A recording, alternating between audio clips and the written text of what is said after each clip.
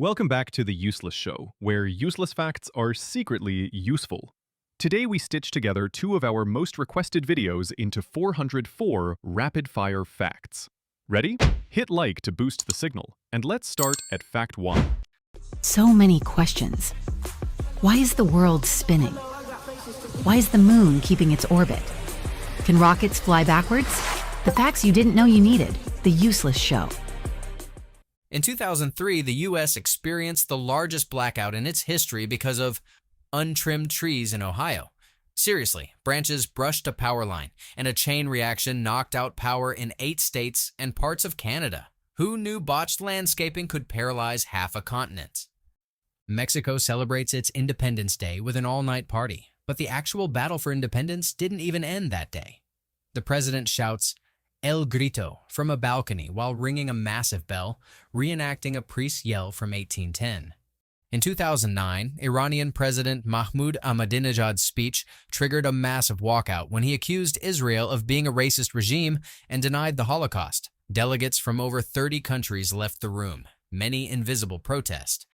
In Turkmenistan, Independence Day is a mix of military parades and horse beauty contests. Yes, actual competitions where Ahal Teke horses are judged for their elegance, mane fluffiness, and royal strut. The celebrations include synchronized dancing, golden statues, and a level of national horse worship that makes you wonder if the horses secretly run the country. Habanero peppers, often mistaken for the mild-mannered cousin of fiery peppers, are like that friend who offers you a small taste of their spice and then, casually, watches as you're engulfed in flames. It's got a kick, and it's not afraid to remind you that mild was just an illusion. In 2014, a group of engineers created a flashlight powered entirely by body heat. You just held it, and your hand's warmth would charge it using thermoelectric materials. People with cold hands got no light and a lot of existential doubt. In 1960, Soviet leader Nikita Khrushchev allegedly banged his shoe on the desk during a UN session to interrupt a speech critical of the USSR. While the shoe-slamming moment is debated, the chaos it caused wasn't. Khrushchev reportedly screamed, waved his shoe, and shattered all chill, turning this session into an international toddler tantrum. In Soi Tien Theme Park, Vietnam, everything is Buddha-themed, but not in a peaceful monastery way. You'll find roller coasters shooting through dragon statues, giant stone Buddhas with water slides coming out of their chests, and a crocodile farm where kids can feed meat to hundreds of hungry reptiles. There's a bacon-flavored energy drink that proudly tastes like someone blended pork fat into battery acid. Marketed toward hardcore gamers and truckers who want meat with their caffeine, it's basically liquid regret in a can. It smells like a diner floor at 3 a.m. and leaves your breath somewhere between sizzling and suspicious. Ancient Romans had a sewer goddess named Cloatina because apparently nothing says spiritual devotion like building a shrine to holy poop canals. They believed clean sewers were sacred, so yes, people literally prayed for smooth flushing and divine drainage. One of the weirdest failed light inventions came in the form of edible glow sticks made from bioluminescent jellyfish protein. Designed as emergency rations and lighting in one, they were squishy, slightly glowing snacks with the texture of regret.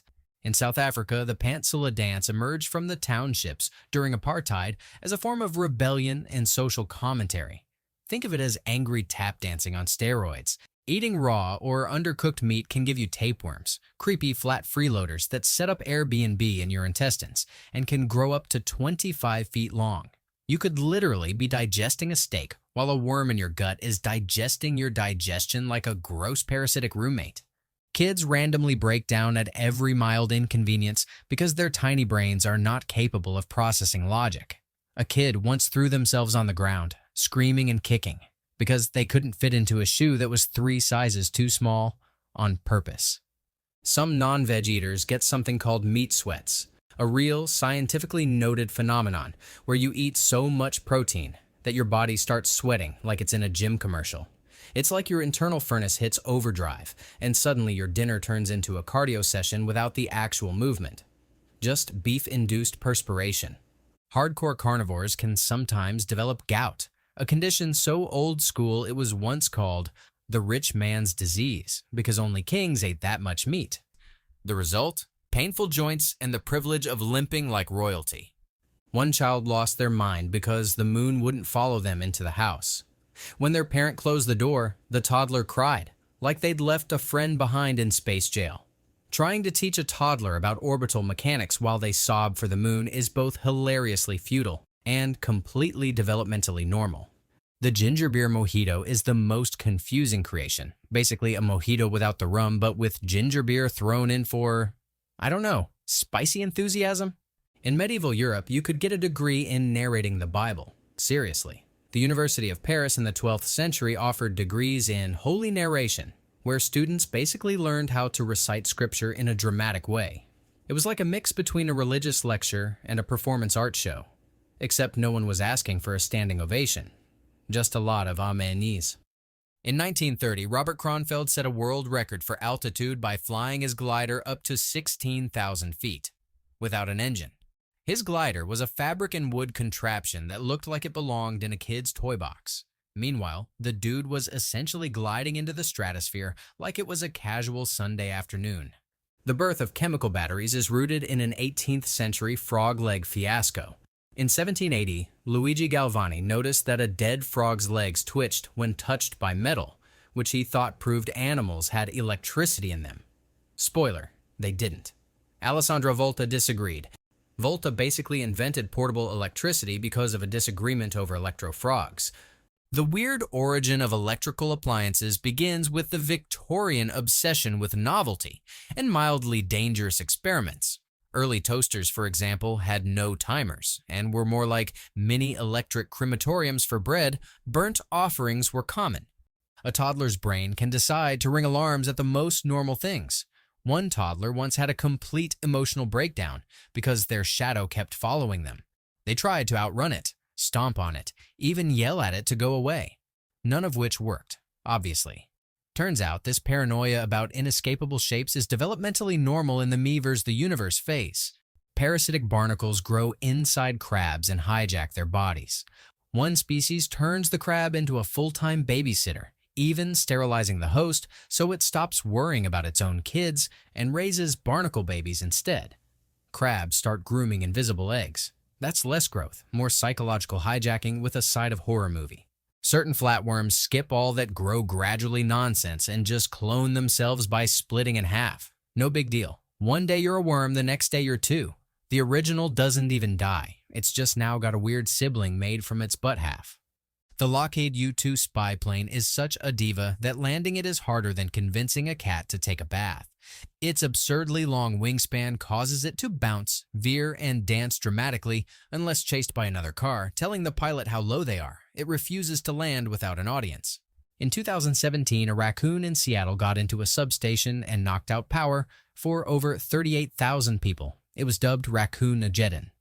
The furry vandal survived, became an urban legend, and possibly founded a trash panda revolution. It remains the only blackout blamed on a raccoon with excellent climbing skills and terrible judgment. A man in Norway received his PhD for researching how people walk in the snow.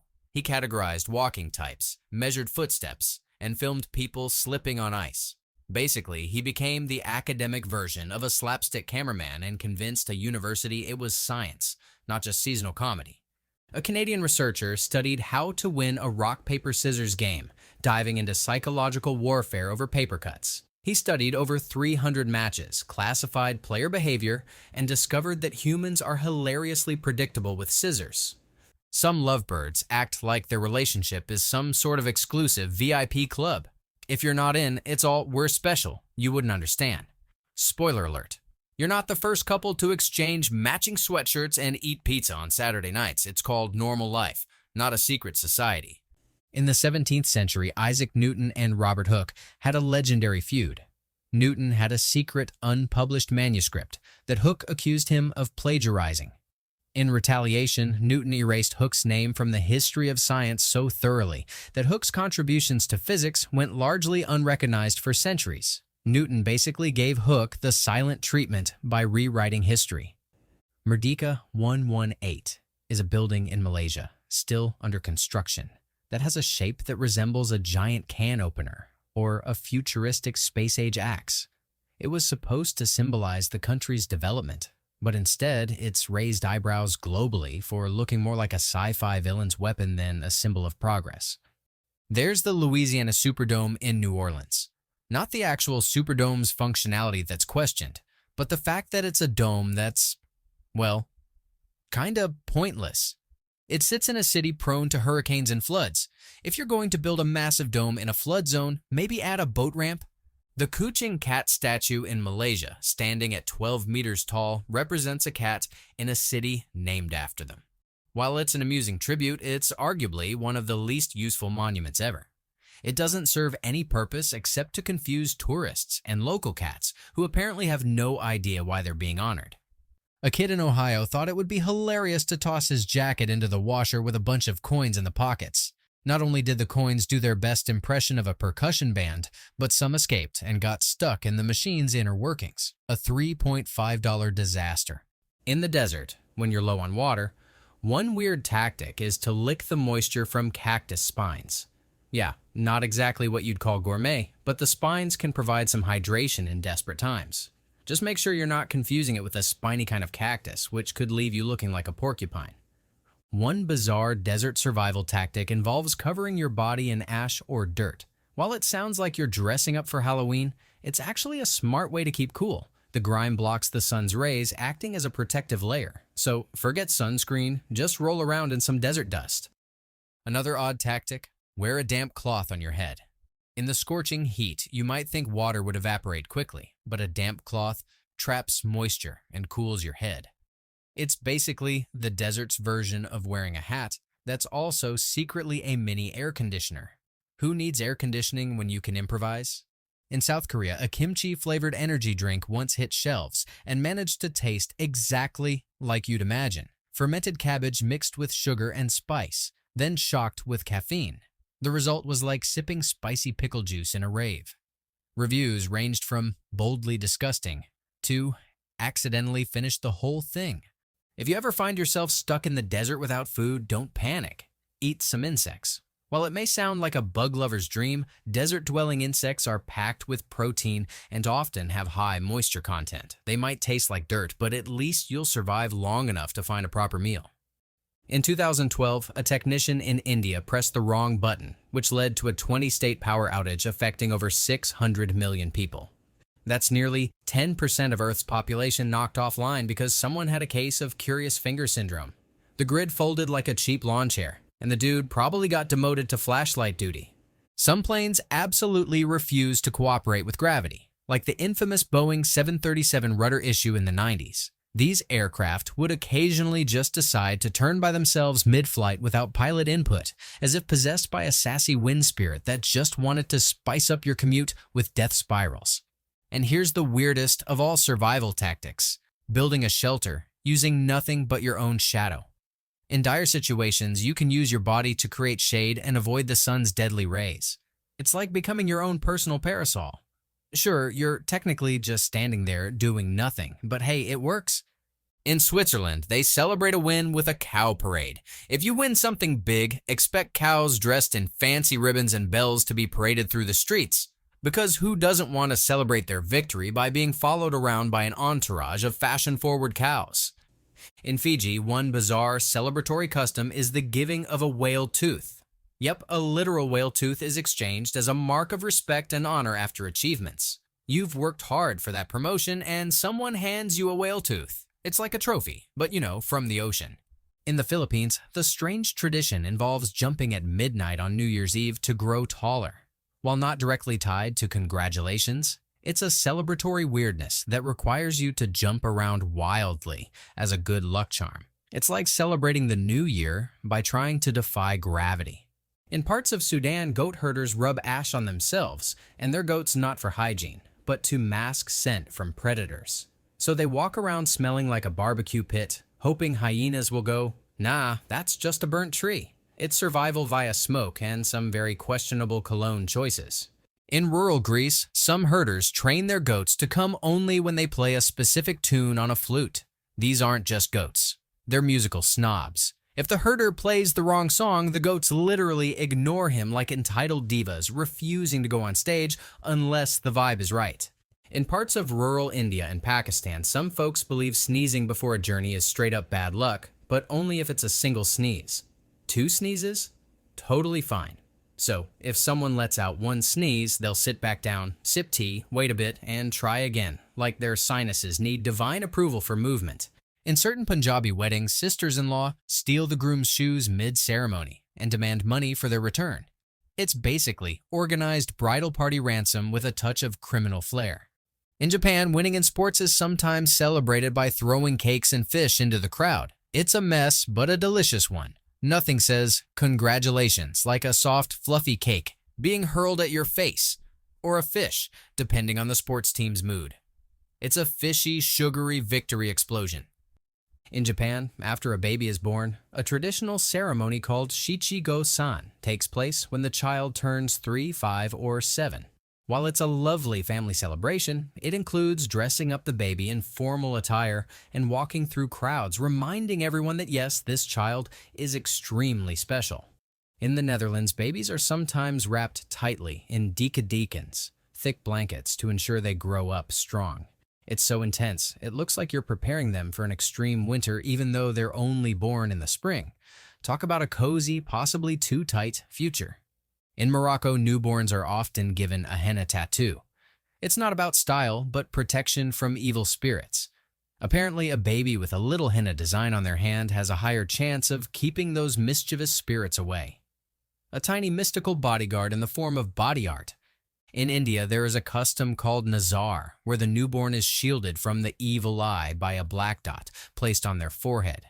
It's basically a tiny, bold fashion statement and a way to protect the little one from any harmful gaze. So forget baby on board. Now it's baby protected from bad vibes. One PhD was given for a thesis on the perceived personality of cheese. The researcher surveyed people on what traits they assigned to cheeses. Apparently, brie is sexy, cheddar is dependable, and blue cheese is the weird uncle at the dairy reunion. In the world of love, there's this ridiculous belief that ignoring problems will make them go away. Like, if you just sweep everything under the rug, the dust bunnies will suddenly organize themselves into a cute love poem. Newsflash, you're not avoiding issues, you're just creating an emotional junkyard. Jamaicans have a dish called Manish water, which sounds innocent until you realize it's goat head soup, with everything from the brain to the testicles, tossed in like culinary confetti. It's considered an aphrodisiac, which means someone looked at a steaming bowl of goat face and said, yes, this will get me laid. Howard Hughes, the eccentric billionaire, had so many burial rumors that people thought he was entombed in a custom-made cryogenic pod to be resurrected when humans evolved into less annoying creatures. In reality, he was buried in a standard grave, but conspiracy theorists still believe he's chilling somewhere in a billionaire freezer with Walt Disney. There's a traditional treat called cow cod soup, made from, you guessed it, the bull's penis. It's stewed like it's a normal thing, and Jamaicans swear it boosts male stamina. Imagine sipping a spicy broth, then realizing the chewy bit you're gnawing is a boiled bovine noodle of love. In Nigeria, newborns are sometimes given a custom to face the door. If a child is born facing the door, it is believed they will become a wanderer or will not settle in one place. Newborns might have their cradles rearranged just to avoid future globe-trotting tendencies. In the 1930s, Virginia Hall, an American spy during World War II, played a crucial role in sabotaging Nazi forces. Despite having a prosthetic leg, which she named Cuthbert, Hall was known for her epic ability to move undetected across enemy lines. In the 16th century, Jean Beret was the first woman to circumnavigate the globe, but she did so disguised as a man. She joined a French expedition as a botanist, and no one knew her secret until the journey was almost over. It's like the ultimate woman's got game move in the world of exploration. In 1620, the Pilgrims sailed to America to establish a colony, only to have their first encounter with Native Americans derailed by a mistranslation. When they tried to say, "We come in peace," the translator accidentally conveyed that they were, in fact, planning to conquer. The Native Americans, understandably, didn't throw a welcome party. In some West African tribes, dancers wear elaborate masks that supposedly summon ancestral spirits. Basically, it's less "let's groove tonight" and more "hey, grandma's ghost, wanna jam?" These dances aren't just moves, they're full-blown spiritual FaceTime calls with the dead. During the Korean War, U.S. soldiers would use loudspeakers to broadcast messages of peace. However, one message meant to say, "We want peace with North Korea," was misheard and came out as, "We want peace with North Korean leaders who eat dirty." Guess they weren't the best at peace talks. Thailand's Songkran Festival celebrates the new year by turning the entire country into a water fight arena. Tourists and locals, mostly energetic youth, go full combat mode with buckets, water guns, and hoses.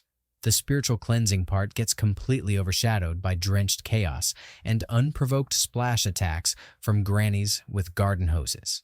It's war, with squirt guns. In a twist of historical absurdity, Nazi scientists feared typhus so much they restricted trains full of infected prisoners from entering death camps. This accidentally saved lives, as some transports were rerouted or delayed long enough for liberation. The only thing worse than a war crime is a war crime foiled by your own germophobia. In Zimbabwe, it's illegal to store more than 200 liters of fuel at home, unless you register as a bulk fuel user. So if you're hoarding gas for your apocalypse bunker, better do it with paperwork. Otherwise, you're not a prepper. You're an unlicensed gas goblin breaking the law with your fiery pantry of doom. In Nigeria, people have smuggled fuel across borders using plastic jerry cans disguised as yams. Yes, yam-shaped fuel containers. Why? Because fuel is subsidized at home and expensive across borders. So while the rest of the world eats their carbs, Nigerians are stuffing fake vegetables with gasoline, like it's black market Thanksgiving. In India, there's a law that makes it illegal to fill your fuel tank after it's been declared full by the nozzle auto stop. Why? Because you're technically tampering with calibrated weights and measures. So that extra squirt you begged the guy to add, you could be accidentally committing a micro-level fuel felony. The Nazis once deported a group of Jews from Norway to Auschwitz, but forgot to register them properly. As a result, the system lost track of them, and some escaped through bureaucratic oblivion. The same regime that micromanaged genocide down to train schedules couldn't keep its Excel sheet straight. Hitler lost to paperwork. Love makes people think they're psychic. They expect their partner to understand their unspoken needs, like when you want your fries without anyone asking. People in love start believing mind reading is a relationship superpower. In reality, the only superpower you both have is the ability to avoid talking about laundry. In Japan, eyeball licking became a micro-trend among edgy teens who thought licking someone's cornea was peak intimacy. It wasn't a fashion accessory, but was treated like one, like how wearing braces used to be cool. The only thing it really accomplished was a wave of pink eye outbreaks and a complete loss of faith in flirting. In 2020, inflatable latex trousers made headlines. Designed to puff out like Michelin Man's emo cousin, they were supposed to be a revolutionary silhouette. Instead, they made wearers look like they were being attacked by pool toys. You couldn't sit, walk normally, or survive a stiff breeze. Perfect for people who hate practicality and love dramatic entrances. In Belarus, their Independence Day doesn't even mark independence. It celebrates the Soviet Red Army's liberation of Minsk from Nazi Germany. Basically, they're commemorating switching one occupier for another, complete with tanks, Soviet anthems, and fireworks that scream awkward historical symbolism. It's like throwing a birthday party for your stepdad and calling it your own. The Concorde was basically a supermodel with attitude. Too hot, too fast, and too high maintenance. Its nose had to bend down just to see the runway, and it refused to fly economically, guzzling fuel like a frat bro with an energy drink addiction. Eventually, it was grounded by its own extraness. In Germany, a man tried to avoid a red light ticket by switching seats with his dog. He got pulled over and confidently pointed to his Labrador like, "It was him, officer." The police weren't buying it, mainly because the dog looked like it had just learned it was part of a felony. The man was fined, and the dog received emotional damage. Some pigments hate each other so much that they chemically rebel when mixed. Ultramarine blue and cadmium orange, total diva fight. They separate like oil and water, creating a lumpy paste that looks like a grumpy cat coughed it up. If you mix every color together, you don't get a magical super hue.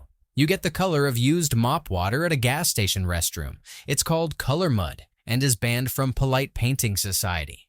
Only chaotic neutral artists summon it deliberately, usually while cackling in a beret under a full moon. The Hoatzin chick of the Amazon has claws on its wings, yes, like a budget dinosaur trying cosplay. These little jungle goths use them to climb trees because their feet are too weak for anything else. Evolution was clearly in a mood that day and just said, screw it, give the bird velociraptor hands. One limited edition energy drink released in Russia claimed to be fresh bread flavored. It mimicked the taste of dark rye bread soaked in soda water with a hint of yeast. Drinking it was like chugging bakery runoff, foamy, weirdly malty, and leaving you unsure if you're energized or just fermenting from the inside. The camel's foot is basically a squishy pancake made of fat and cartilage that expands like a fleshy snowshoe. It lets them glide across the desert like they're moonwalking over sand dunes. Instead of sinking like a tourist in flip-flops, they stomp like they own the Sahara with feet built like squashed croissants. In Alaska, springtime brings a horrifying invasion called mosquito season, where clouds of bloodthirsty mosquitoes swarm with the aggression of unpaid interns. Locals wear netting like apocalyptic beekeepers just to get the mail. It's less of a seasonal change and more of a Game of Thrones level siege by nature's most annoying warriors. During spring, some people develop reverse seasonal depression and get sad because there's too much sunlight and happiness. Their brains basically say, nope, we like the darkness, bring back the gloom. While everyone else is frolicking in flowers, these folks are moodier than a goth locked in a greenhouse. In the dead of winter, the human bladder gets a seasonal personality shift known as cold diuresis. Your body goes, it's cold, so let's flush all our fluids immediately. You end up peeing like a racehorse every 10 minutes. It's your kidneys going full panic mode because they think you're about to freeze and need to ditch excess fluids like a bad habit. During fall, some people's hair starts shedding like they're prepping for molting season. It's a real phenomenon called seasonal telogen effluvium, and it turns your shower drain into a tribute to a werewolf's bad hair day. Meanwhile, squirrels are fluffing up for winter, and humans are just balding in solidarity. The Big Dig in Boston was so complicated that it needed custom-made tunnel jacking machines that could carefully shove highway-sized tunnels under existing city infrastructure without making the city collapse like a soggy lasagna. They built machines so delicate and precise, they were like giant dental tools, but for cities with trust issues. Japan's Toilet Bowl Park, officially known as the Toilet Museum in Kitakyushu, is a porcelain paradise celebrating the history and art of using the loo. The Gotthard Base Tunnel in Switzerland, the world's longest railway tunnel, needed rock-eating giants called TBMs or tunnel boring machines that weighed over 3,000 tons. The engineers had to invent systems that could chew through the Alps without cracking them like an angry baguette. Think of it as Earth dental surgery, done with extreme Swiss precision. Shanghai Tower, the world's second tallest building, had to be built on unstable swampy land. So, engineers invented a mega foundation drilling system that went deeper than a teenage existential crisis. They had to create machinery that could dig down 300 feet and pour concrete in a way that wouldn't make the building lean like a confused Pisa wannabe. In North Carolina, a law was once proposed banning people from predicting sea level rise using scientific data. Yup, right-wing legislators basically tried to make climate change illegal by legislating science out of existence. It's like yelling at the ocean to stop being wet and expecting it to comply out of sheer patriotism. In Oklahoma, a bizarre right-wing push led to the state banning Sharia law, despite zero evidence of anyone trying to implement it there. It's like putting up "No Unicorns Allowed" signs in your driveway and then bragging you've successfully defended your home from mythical creatures. In Alabama, it was once illegal to sell toys because right-wing lawmakers deemed them obscene. Meanwhile, buying a dozen assault rifles in a Walmart parking lot was completely fine. Apparently, pleasure equals immoral, but projectiles equals patriotic. PTSD messes with the prefrontal cortex, the brain's calm voice of reason, like it's on vacation during a crisis. Normally it says, relax, that's just thunder. With PTSD, it throws its hands up and lets the amygdala take the wheel. The result, fight or flight over a loud sneeze or a dropped spoon. Your brain's reward system gets short-circuited, making it nearly impossible to feel joy. That chocolate cake? Tastes like cardboard guilt. Puppies? Nope. Still emotionally numb. It's like your dopamine got evicted and the landlord replaced it with existential dread. Fun becomes a foreign language your brain refuses to translate. PTSD can cause something called hypervigilance, where your brain starts monitoring everything like it's running airport security. You become a living threat detector, flinching at shadows and memorizing exit signs like you're about to rob the place. Your nervous system's basically Red Alert 5.0, forever buffering, never relaxing. One of the most twisted things Alzheimer's does is create sundowning, where a person becomes more confused, agitated, or downright wild as the sun goes down. It's like their brain clock turns into a gremlin after dark. In a bizarre twist, some late-stage Alzheimer's patients develop mirror image syndrome, where they think their reflection is a stranger. They might try to greet, argue with, or even prepare food for their mirror twin, believing there's a lost soul trapped in the bathroom. Alzheimer's doesn't just erase memory, it turns reality into an avant-garde horror film. The gecko's foot is covered in millions of microscopic hairs called setae, which allow it to climb walls and ceilings like Spider-Man on Red Bull. These tiny hairs exploit quantum forces to stick to surfaces, meaning your average gecko could casually moonwalk across glass like it's a fashion runway for reptiles. In ancient times, some universities offered degrees for studying the foolish sciences, where students explored things like understanding madness and how it was perceived in society. Basically, it was a weird combo of philosophy, psychology, and superstition, where they assumed people who acted bizarrely must have some hidden knowledge, like they were enlightened by their own chaos.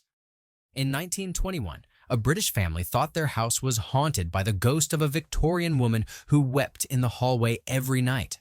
Turns out, it was just a neighbor's gramophone playing opera through the thin walls. The ghostly sobs were actually a poorly tuned soprano murdering Puccini. The haunting stopped once she hit a lower note. A man in California called the cops in 2011 after seeing a pale figure float outside his window every night at 3 a.m. The ghost turned out to be a tattered bedsheet caught on a power line that flapped dramatically whenever the wind blew. In 2015, a family in Mexico believed a spirit was flickering their lights and moving objects. They set up a camera and caught the spirit in action. Turns out, their cat had learned to flip the light switch with its paw and was moonlighting as a chaotic gremlin.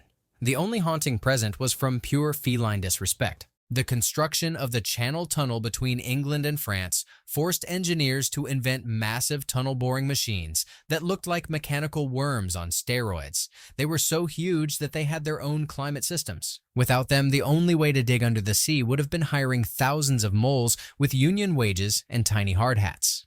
Dubai's Palm Jumeirah, a man-made island shaped like a palm tree, needed machines that could literally vomit sand with GPS accuracy. Engineers had to create high-precision dredgers that blasted sand and rocks into perfect formations from miles away. Basically, they invented mechanical dragons that spat out land like Lego pieces for billionaires. In Arizona, right-wing legislators once debated a law that would let doctors lie to pregnant women about fetal abnormalities if the truth might lead to an abortion. Basically, legalized medical gaslighting, because nothing screams family values like withholding critical info from a woman during pregnancy in the name of ideology. In Hong Kong, a real estate tycoon demanded to be buried in a mountain cave with a feng shui water fountain powered by solar panels. The system required technicians to maintain it even after his death.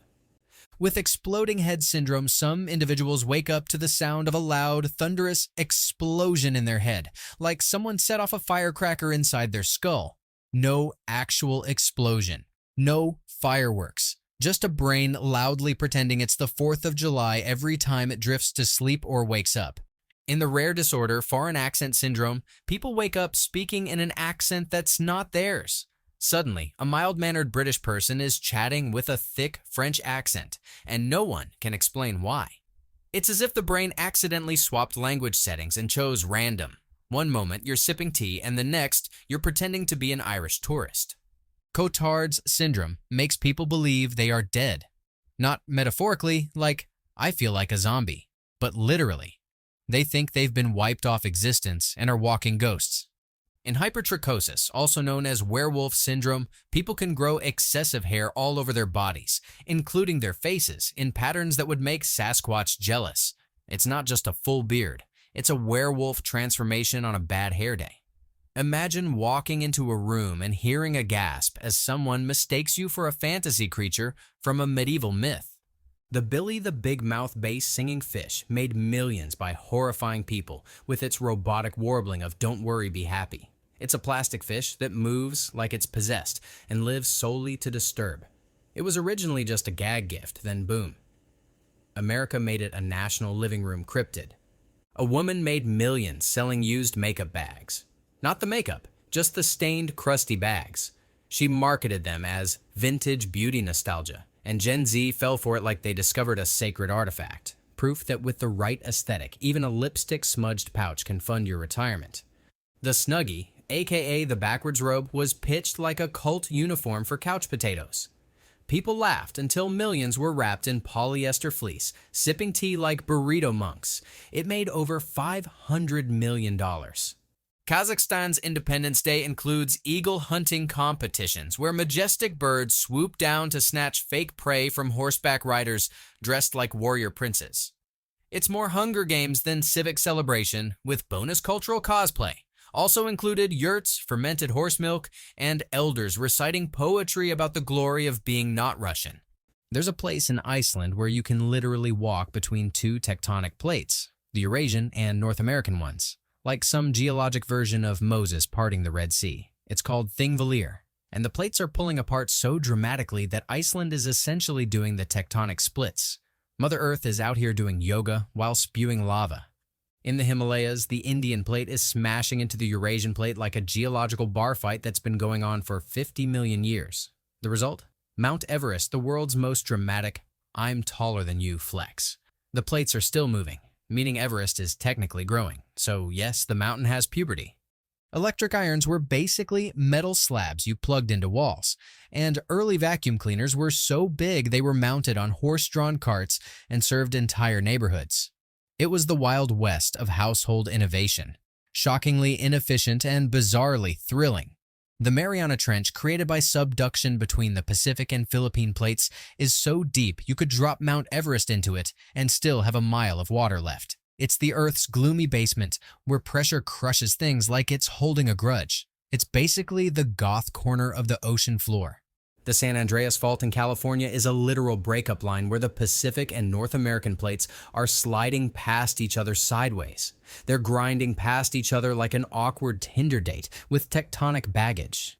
Every shifty little move brings an earthquake and reminds LA that the ground is not emotionally stable. The Afar Triangle in East Africa is a tectonic crack party where three plates, the African, Somali, and Arabian, are pulling away from each other. It's like continental Jenga. Except the board is Earth, and the pieces are entire countries. Eventually, a whole new ocean might form there. Earth's DIY project. Insert water here. Holding in sneezes might feel polite, but it's a health disaster waiting to explode, literally. People have ruptured throats, popped blood vessels in their eyes, and even blown holes in their sinuses, all because they didn't want to be the sneezy drama queen in the room. Sneeze like a banshee, or suffer internal combustion. Wearing earbuds all day, every day, not only gives bacteria a cozy hot tub inside your ears, but it can also mess with your hearing permanently. Your ears weren't designed to be tiny nightclubs 24/7. Eventually, you'll be that person yelling, "What?" at microwave beeps and wondering why birds stopped singing. They didn't. You just broke your sound sensors. Cracking your neck obsessively isn't just an edgy TikTok habit, it can cause strokes. Yes, strokes. One wrong twist, and boom, you damage an artery in your neck that feeds your brain. So that satisfying pop could turn into a full-body reboot with a hospital bed and regret-flavored Jell-O. Using your phone while sitting on the toilet may seem like peak multitasking, but it turns the throne into a pressure cooker for your veins. Hello, hemorrhoids. That endless scroll puts unnecessary strain down there, making bathroom time a gateway to bum doom. Put the phone down and let your intestines work in peace. In medieval Europe, sewer systems meant tossing everything, yes, everything into the street. People would yell, "Gardyloo," before dumping their chamber pots out windows. If you ignored the warning, your morning walk turned into a poop obstacle course. No wonder everyone smelled like fermented tragedy wrapped in a damp sock. In Japan's Edo period, people literally bought and sold poop. Farmers paid for human waste to fertilize crops, and households earned extra cash through, bowel donations. So, if you had good digestion, you had a side hustle. Today it's crypto. Back then it was turd trading economics. In 1982, a squirrel in Canada chewed through a power line and blacked out the entire Toronto Stock Exchange. Yes, one fluffy-tailed rodent turned capitalism off like it was unplugging a toaster. Millions of dollars were lost because one squirrel woke up and chose financial anarchy with its teeth. That's rodent-level grid sabotage excellence. Psychologists say humans can only maintain about 150 meaningful relationships at a time. Anything more, and your brain starts assigning people the same status as decorative throw pillows. Vaguely familiar, but ultimately useless. So, if you forget your old friend's birthday, but remember your dog's horoscope, blame Dunbar's number, not your cold, tiny heart. In Indonesia's Toraja community, the dead don't stay dead. Families keep corpses at home for months, sometimes years, dressing them, chatting with them, and feeding them like extremely quiet roommates. Then they throw a massive funeral party. Bonus, every few years they dig up the body for a fresh outfit. Death, but make it fashionably undead. In Tibet, they practice sky burials, where monks chop up the body and offer it to vultures. The idea is to let nature reclaim the body. It's kind of poetic until you realize a guy is literally out there slicing grandpa like it's vulture buffet night. Somewhere, a bird is licking its beak in appreciation. In Denmark, there's a grave-sharing trend where people rent graves for 10 to 20 years, like it's Airbnb for the afterlife. Once the lease is up, if no one renews, your bones get evicted and dumped in a communal pit, so basically, die poor and you're getting the skeleton version of couch surfing. In Madagascar, they have a tradition called Famidihana, the turning of the bones. Every few years, families dig up ancestors, dance with the corpses, rewrap them in new shrouds, and party. Imagine pulling great-grandma out of the grave and giving her a boogie break. It's like Weekend at Bernie's, but with real ancestral vibes. In the Philippines, some tribes bury their dead in hollowed-out tree trunks while still alive, or extremely close to it. The idea? A natural return to nature. It's eco-friendly and existentially terrifying. Somewhere, a guy is sitting in a tree thinking, "This is fine," while everyone else is carving his future coffin. In Mongolia, some herders have been known to sing lullabies to their goats to get them to produce more milk. Yes, full bedtime concerts for goats. Apparently, goats respond to soothing songs with better milk flow, which means goat herding sometimes doubles as an unpaid musical career for very patient men. In Sindh, when a baby gets their first haircut, some people weigh the hair and donate silver or gold of the same weight to charity. Considering babies have the hair mass of a wet cotton ball, it's more symbolic than substantial, unless your kid is born with a mane like a shampoo commercial model. In parts of South India, people break coconuts before important decisions, not just spiritually, but also to read the inside. A good coconut means yes. A rotten one? Nope. It's like Magic 8 Ball meets grocery aisle. Should I marry him? Cracks coconut outlook moldy. Divine intervention, but sponsored by produce. In India, a man mistakenly married the bride's sister after a power outage caused a mix-up during a traditional wedding. The ceremony went on in pitch darkness with face coverings. No one realized the blunder until the lights came back and Grandma nearly fainted at the plot twist. In Germany, Krampus, the horned demon-like creature, comes to punish bad kids. He doesn't leave coal, he leaves pure, unfiltered terror. Parents in Austria and parts of Germany hire Krampus actors to scare their kids straight. It's like Halloween meets Christmas, but with way more parental trauma and less candy. In Japan, Christmas is all about KFC. People line up for hours to get their holiday buckets of fried chicken because somehow it became a thing. In fact, the Japanese even pre-order their Christmas chicken meals months in advance, thinking it's traditional. Some meat lovers obsess so hard, they join raw meat cults, eating uncooked beef, liver, and even chicken, believing it's the secret to superhuman health. Meanwhile, their stomachs are basically on a tightrope between primal enlightenment and explosive food poisoning. It's health food roulette with salmonella as the prize. Chewing ice might seem like a harmless, crunchy habit, but long-term, it turns your teeth into cracked porcelain nightmares. Your molars start looking like they've been in a blender, and dentists everywhere scream into the void. Bonus horror? It's often a sign of iron deficiency, so your snack habit is both destructive and a medical red flag. In 2021, a Bitcoin mining facility in Iran caused rolling blackouts across the country. Yep, chasing fake coins made the real lights go out. Whole neighborhoods went dark, because someone was digitally digging for pixelated gold. The future is now, and it comes with a fried motherboard and zero electricity for grandma's heater. In Venezuela, where fuel used to cost less than a bottle of water, some people smuggled it into neighboring countries by sewing fuel pouches into their clothes. Fuel fashion became a thing. Picture someone walking across the border looking like a Michelin man filled with flammable Capri Suns. One trip, one bonfire risk. Your brain can't tell the difference between emotional pain from a breakup and physical pain, which is why losing a friend can feel like you got whacked in the soul with a frying pan. Basically, ghosting someone triggers the same brain circuits as stubbing your toe while crying on the inside. In 480 BC, the Greek soldier Aristodemus arrived late to the famous Battle of Thermopylae, only to find out that all his fellow Spartans had already died. So, what did he do? He ran into the fray solo, seeking death in battle to avenge his comrades. He got a hero's death, but it's like he showed up to the party hours late and demanded the spotlight. In the Battle of Hastings in the 11th century, Harold Godwinson, the English king, supposedly charged into battle with a single eye after getting an arrow lodged in it. Legend says that the arrow pierced his eye socket, but he kept fighting until he was fatally struck. It's like a battle scene straight out of an action movie, but with extra-ocular issues. Friendships are more likely to last if both people hate the same stuff. Not love, not mutual dreams. Nope, mutual rage. Your strongest emotional bonds are formed by aggressively agreeing that pineapple on pizza is a crime or that Karen from HR needs to chill. Hate, apparently, is friendship glue. Rundown is a stew made by boiling fish until it falls apart in coconut milk, forming a thick, oily soup. The name literally means it's run down into mush. Presentation? Looks like someone sneezed into a pot. Taste? Surprisingly fire. It's a hot mess in a bowl that your taste buds will worship.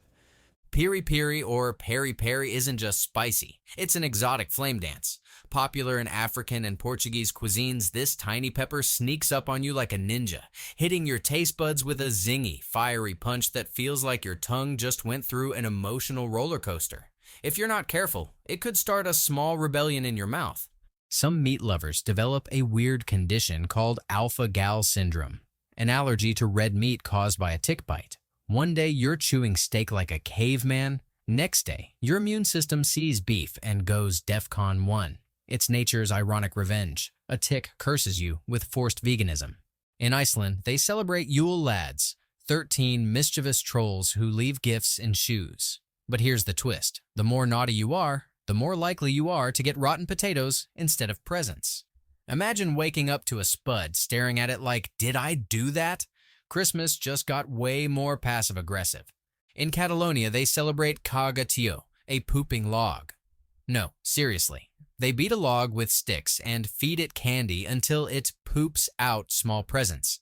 It's like an oddly festive version of a piñata, except the end result is slightly more embarrassing and way more baffling to explain at family dinners. The Indus Valley Civilization around 2500 BCE had better plumbing than 18th century Europe. They built underground drainage with manholes. Meanwhile, Europe was still thinking, a bucket and a prayer was a good waste disposal plan. So the ancient brown water engineers were flexing while future generations just marinated in filth.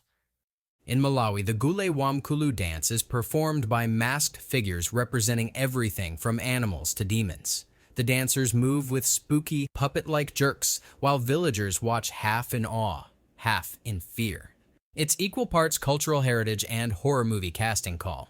Some say these masked figures aren't even fully human, just possessed professionals with killer footwork. In the Ivory Coast, the Zaoli dance is performed with lightning-fast footwork that looks like the dancers being electrocuted by joy. The mask worn is said to bring peace and unity, but let's be honest, it also looks like it was designed by a sleep-deprived cartoonist on a sugar rush. The dancer's legs blur into chaos while the face stays freakishly calm. In the Wodabe tribe, men compete in a dance called the Garawal, where they basically become human peacocks. They paint their faces, roll their eyes dramatically, and smile as wide as humanly possible to show off their teeth like walking toothpaste ads. The goal? Seduce women through extreme facial gymnastics and awkward hip swivels. In Russia, a traffic light malfunctioned and began flashing every possible signal at once: red, green, and yellow. creating an anarchist's dream intersection. Drivers simply gave up on traffic laws and started doing synchronized donuts as if the street had transformed into a Mario Kart track. Local officials blamed frozen wiring. Locals blamed vodka. In the US, a man got so fed up with a red light that seemed stuck, he got out of his car and started directing traffic himself. He wore a cape, shouted like a theater major on Red Bull, and tried to outcommand the actual signal. The police showed up thinking he was a flash mob. He insisted he was a hero. No one agreed. In Victorian London, the River Thames basically turned into a sewer, leading to the Great Stink of 1858. The smell was so vile, it made Parliament gag and finally fund a real sewer system. That's right. Laws were passed not by debate, but by the overpowering scent of weaponized poop water. And that's it, folks. Smash that like button like it's cabbage at your enemies, subscribe before your nose floods the place, and ring the bell or Johan the pee boiler's coming for you. Stay weird, stay wonderful, and maybe skip the bear wrestling. This episode's bringing you the kind of facts that'll make you laugh, cringe, and question everything about sustainability. Buckle up. It's going to be a wild ride. So many questions. Why is the world spinning? Why is the moon keeping its orbit? Can rockets fly backwards? The facts you didn't know you needed. The Useless Show.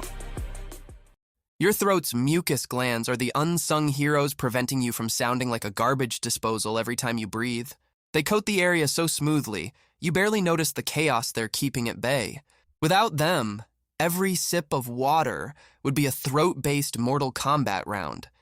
In Turkey, after the baby is born, new moms are served a bizarre soup called lahusa sherbeti, made with cinnamon, sugar, and red dye.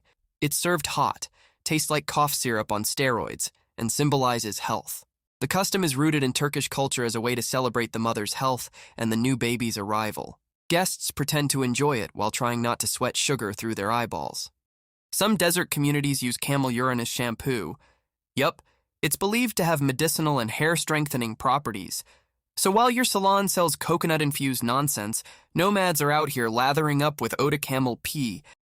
In 2015, officials in Miami-Dade County raided a backyard slaughterhouse and found animals being brutally killed without proper licenses. The operation was hidden behind a house and had been under investigation. The owners were arrested for animal cruelty. Desert agriculturists plant drought-resistant crops like barley and dates, which laugh in the face of thirst. They basically picked plants that had mastered the "I can survive on almost no water" flex, making farming in deserts less like a desperate gamble and more like a strategic power move. In severe cases of epilepsy, surgeons have performed a procedure called a hemispherectomy, where one entire half of the brain is surgically removed or disabled. Remarkably, patients, especially children, can survive and go into function relatively normally. The remaining hemisphere adapts to take over many functions of the lost side, showcasing the brain's extraordinary ability to rewire itself. Though rare, this drastic surgery can be life-saving when seizures are uncontrollable by other means. One early bug in mailing apps made emails auto-send mid-sentence, even while you were still typing. People ended up sending half-baked rants and professional emails that read, like text messages from a nervous hamster. Some medieval castles had windows so narrow they made you wonder if the architect was afraid of daylight. These slit windows were perfect for archers, but totally useless for views. You could defend your honor and catch zero sunlight. In rare cases, hens have laid shellless eggs that look like someone wrapped an egg in a sad balloon. It feels like nature phoned it in and hit send too early. You pick it up, it wobbles like jelly, and the hen walks away like she dropped an abstract art installation. Indian politician Rahul Gandhi had a close encounter of the footwear kind when a flying shoe barely missed him mid-rally in September 2016. The shoe didn't even come with a political message. It was just tossed with the passion of a man who ran out of tomatoes. Ancient farmers used animal manure not just as fertilizer, but as a moisture-retaining magic potion that kept soil from turning into dry, crumbly dust. This organic mulch acted like a sponge, holding water in place longer than a camel on a water break. An Egyptian veterinarian named Amir Khalil has spent over 40 years rescuing animals, especially dogs, from war zones and disaster areas across the world. From Syria to Gaza, he's led daring missions in some of the most dangerous regions on Earth. He even turned conflict zones into temporary shelters, refusing to let politics or peril stand in the way of compassion. Raoul Wallenberg was a Swedish dude who faked passports so fast during World War II, he practically ran an underground print shop of life. He saved tens of thousands of Jews by out-paperworking the Nazis. While most people flee danger, he walked into it wearing diplomacy like a bulletproof trench coat of sass. In France, they made bike paths out of solar panels. Sounds genius, right? Except it cracked, overheated, and barely powered a toaster. Birds used it as a bathroom, and rain turned it into a slip and slide. Basically, they paved the way to clean energy with a glorified disco floor for pigeons. Sheep have a herd mentality so intense that one Turkish flock followed a single sheep off a cliff. 400 of them yeeted right over the edge like fluffy lemmings. The first 40 died. The rest bounced off the wool pile and survived. It was a literal sheep trampoline of poor decision-making. The Eternal Flame Falls in New York has a little flame burning behind it. Yes, behind falling water. A natural gas leak keeps it lit like a weird fantasy glitch in real life. Imagine a waterfall that's also a campfire. It's basically nature's version of multitasking with fire and hydration. There's a real book called How to Avoid Huge Ships, intended for tiny boats navigating near massive freighters. It became a meme magnet because of its wildly specific title, with people reviewing it like it was advice for avoiding life problems or in-laws, turning maritime safety into stand-up comedy. In Congo, newlyweds aren't allowed to smile during the entire wedding day, not even at the reception. If they do, it's considered immature, so they sit like grumpy statues in photos while everyone else is dancing. Positive thinkers have been shown to experience less physical pain. No, their nerves don't vanish. They just ignore them like a toxic ex. Their brains release more endorphins. They're not calm. They've just bullied their nervous system into submission with sheer optimism. Goldfish were once part of a hilariously bizarre drug detection study where researchers trained them to swim toward meth-laced water. Why? Science was bored and had grant money. Although the fish weren't hired by police, they proved that with enough training, even Nemo could narc on your stash. The narwhal is literally a unicorn of the sea. It has a long spiral tusk sticking out of its head like Poseidon's toothpick. For centuries, people thought it was a hoax. But nope, it's just a whale with bad dental alignment and the aesthetics of a mythical Tumblr blog. In Shiraz, Iran, there's a restaurant built entirely out of salt blocks, not seasoned wood, actual salt. The walls, ceilings, tables, even the stairs are made from it. It's supposed to promote relaxation and purify the air with natural salt ions. Rain? Game over. Your building just dissolved into soup, though thankfully, it's indoors. In 2014, a man named Johann Westhauser led a team into Germany's Riesending cave, then got clobbered by falling rocks about 1,000 meters underground. It took 700 people and 11 days to rescue him. Imagine needing an army because you got too curious in a stone hallway with bad lighting and worse GPS. Oddly enough, some soils post-harvest suddenly become perfect playgrounds for invasive weeds, which swoop in like party crashers, taking over the dance floor, stealing all the leftover nutrients, and making it a nightmare for the next crop's debut. Methane only takes up a fraction of 1% of the atmosphere, but it traps heat over 25 times more effectively than carbon dioxide. It's the overachieving little brother of gases. Rare, quiet, but way too intense. Cows fart it out like biological weapons, and Earth just takes it. Some genetically modified potatoes were designed to resist bruising, but ended up so focused on not turning brown, they forgot to retain decent taste or nutrition. It's like they skipped leg day, but trained really hard to survive a minor slap. You get a perfect-looking spud that tastes like wet cardboard wearing makeup. Osteoclasts are the construction site hooligans. They literally break down bones so osteoblasts can build it back prettier. It's a never-ending cycle of destruction and repair, like your skeleton is flipping houses full-time. One tears it down, the other puts up drywall, all in the name of healthy bones. Lysosomes are the cell's janitors, and demolition experts all rolled into one.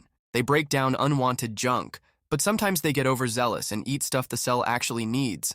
Like that one friend who cleans your room by throwing everything away, including your phone charger. Early GPS map makers had a wild time turning satellite chaos into street guides, sometimes using pirate-era sea charts as inspiration.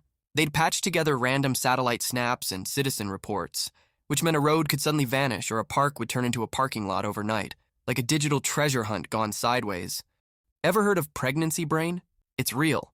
Some women get so foggy that they forget why they walked into a room. You'd think growing a whole human would give you superpowers, not make you stare at your keys, wondering if they are edible.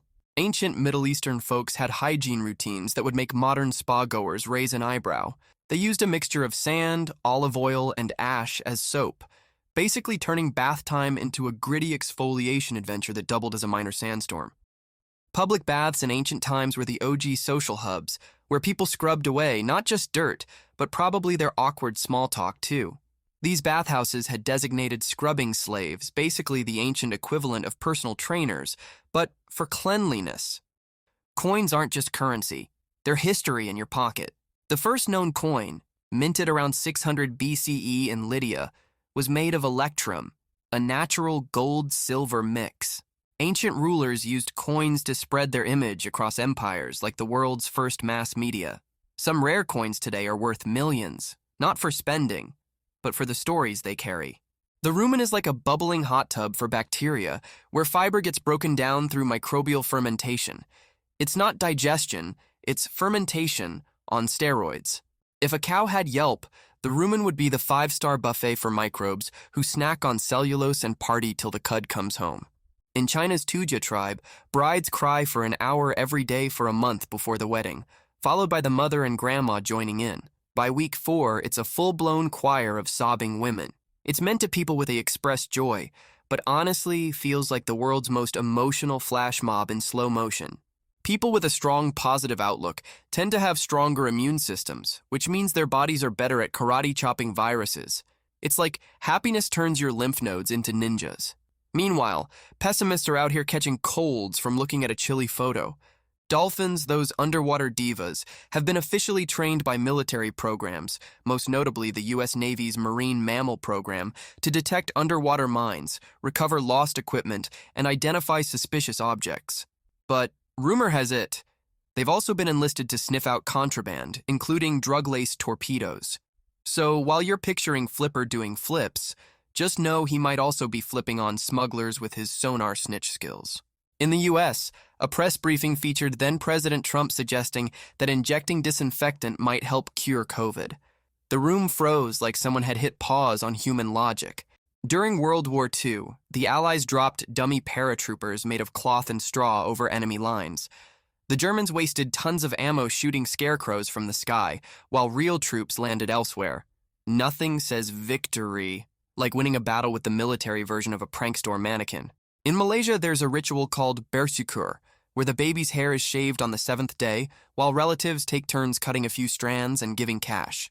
Mother Teresa lived among the poorest in Calcutta, treating maggot-infested wounds with her bare hands like a boss-level nurse in God mode. She had no chill for suffering, and absolutely zero sense of personal space when it came to healing. President Lyndon B. Johnson held meetings while sitting on the toilet. Yes, he turned the Oval Office into the Oval Outhouse. He'd leave the door wide open, chatting politics mid-poop like it was the most natural thing in the world. There was a classic glitch in old emails where attachments appeared attached, but weren't. People became part-time archaeologists digging through sent folders for missing files and emailing the phrase, "Oops, forgot to attach the doc," so often that it might as well have been an Outlook shortcut key. Sapir Murat Niyazov, president of Turkmenistan from 1985 until his death in 2006, basically ran the country like a kid who unlocked God mode in a sandbox game. He banned beards, ballet, and lip-syncing, built a golden statue of himself that rotated to follow the sun. Then, just for kicks, he renamed the months of the calendar after his family. In 1993, a researcher exploring New Mexico's Lechuguilla Cave was severely injured after tripping into razor-sharp gypsum crystals. The formations, known for slicing through gear and skin, forced him to crawl out, wounded. In ancient China, builders of the Great Wall used a genius recipe, a mixture of sticky rice soup and lime. This unusual mortar created a chemical bond so strong that parts of the wall still stand after centuries. Turns out the real superglue wasn't synthetic, it was kanji. Grandma's comfort food once held up empires. Sometimes GPS mapping teams relied on user submissions, which means pranksters have sneaked in fake landmarks like Bigfoot Crossing or UFO Landing Zone, confusing drivers who took their GPS a bit too seriously. It's like your navigator suddenly developing a weird sense of humor mid-trip. Some pregnant women experience a condition called pregnancy nose, where their noses swell like cartoon characters after a punch. Thanks to hormone changes and increased blood flow, their face can suddenly host a guest starring schnoz that's wider, redder, and sniffier than ever. The baby's not even out yet, but the nose steals the show. Puberty hits hard for some boys. Hair starts popping up in places that make zero sense. Ears, toes, knuckles, and even weirdly specific patches on the back. Babies can be born without the ability to cry at all. No sound, just dramatic mouth flapping like a goldfish on a deadline. It's usually tied to underdeveloped lungs or vocal cords, but it makes the delivery room feel like a silent film screening. World War I accidentally gave us plastic surgery. Trenches turned faces into puzzles, and a genius named Harold Gillies stepped in, turning war wounds into the birthplace of modern reconstructive surgery. So yes, your nose job owes its roots to battlefield chaos and a desperate need to reassemble exploded mustaches. Japanese cannibal Issei Sagawa murdered and ate a Dutch woman in Paris, was declared insane, then deported to Japan, where he became a celebrity. He wrote books, gave interviews, and lived freely for decades. Somehow being horrifying turned into a career. One infamous pit in Mexico, the Sótano de las Golondrinas, is so deep that birds dive into it like a vertical freeway. With a sheer drop of 370 meters, it's one of the deepest known cave shafts in the Western Hemisphere. Measuring it feels like lowering a string into the Earth's own bottomless elevator shaft. Hoyo Negro, or Black Hole, is a vast underwater cavern in Mexico's Yucatan Peninsula, part of a sprawling cave system still being explored. Its depths are so shadowy and immense that divers describe it as bottomless, like an aquatic black hole. It's not just a cave, it's the planet daring you to keep going, then swallowing the light. Some learning sites teach history through dramatic soap opera reenactments. Imagine Cleopatra throwing shade like it's a reality TV reunion, making ancient wars way more extra than your average textbook. To freshen breath, ancient hygiene included chewing on fragrant herbs like mint and myrrh, which doubled as a primitive mouthwash and a way to signal, yes, I'm fancy and I don't smell like a camel. Dental care was rough, though. Think toothpicks made from twigs and a lot of wishful thinking. Water was a precious hygiene commodity, so washing was strategic in ancient the Middle East, mostly done at dawn or dusk to conserve it. Baths were less about soaking and more like speed cleaning before your next camel ride. Cleanliness was a ritual, but don't expect ancient folks to out-shower a modern teenager. Scientists in the UK made bricks out of human pee, not metaphorically. They fermented urine, mixed it with sand, and poof, bio-bricks. Smells aside, it's eco-friendly. In Germany, they invented a biodegradable coffin made of mushroom mycelium. It decomposes you in style, feeding your nutrients to plants. It's like nature's return to sender envelope. You die, then you become a mushroom buffet for worms. Eco-friendly? Yes, but also the weirdest all-you-can-eat plot twist in afterlife history. The Komodo dragon is basically a prehistoric nightmare island lizard that scares the heck out of tourists. It can eat up to 80% of its body weight in one sitting, basically half a cow if it felt like it, and its saliva is a toxic cocktail that slowly weakens victims. Nature's way of saying, welcome to my reptilian mafia. The air guitar championship is another head-scratcher. People pretend to shred guitars with no instruments in sight, rocking out like invisible rock stars. The more dramatic and out of sync their moves, the higher their score. Then there's the annual worm charming event in England, where contestants try to coax worms out of the ground by stomping, dancing, or playing music. The Saiga antelope looks like someone photoshopped a vacuum cleaner onto a goat. Its oversized, droopy nose filters out dust in Central Asia's dry lands, but it could easily be mistaken for an alien sidekick from a 90s sci-fi show. Rabbits are herbivores with a weird flex called coprophagy. Yep, they eat their own poop, but not just any poop. Cecotropes, the soft kind packed with nutrients from partially digested plants. Basically, their digestive system takes 2 tries to get the job done. Zero-waste lifestyle, extreme edition. In 2014, Putin compared Russia to a bear at a press conference, saying the West wanted to defang it. Here's what he said. Sometimes I think maybe the bear should just sit still and not chase piglets through the taiga, but just eat berries and honey. Maybe then they will leave him alone. But no, they won't, because they want to chain him, pull out his teeth and claws. In 2019, a news anchor referenced a real suggestion, one that even reached the White House, that nuking hurricanes could stop them. The meteorologist blinked, probably debating whether to explain basic thermodynamics or just gently slide the joke across the desk.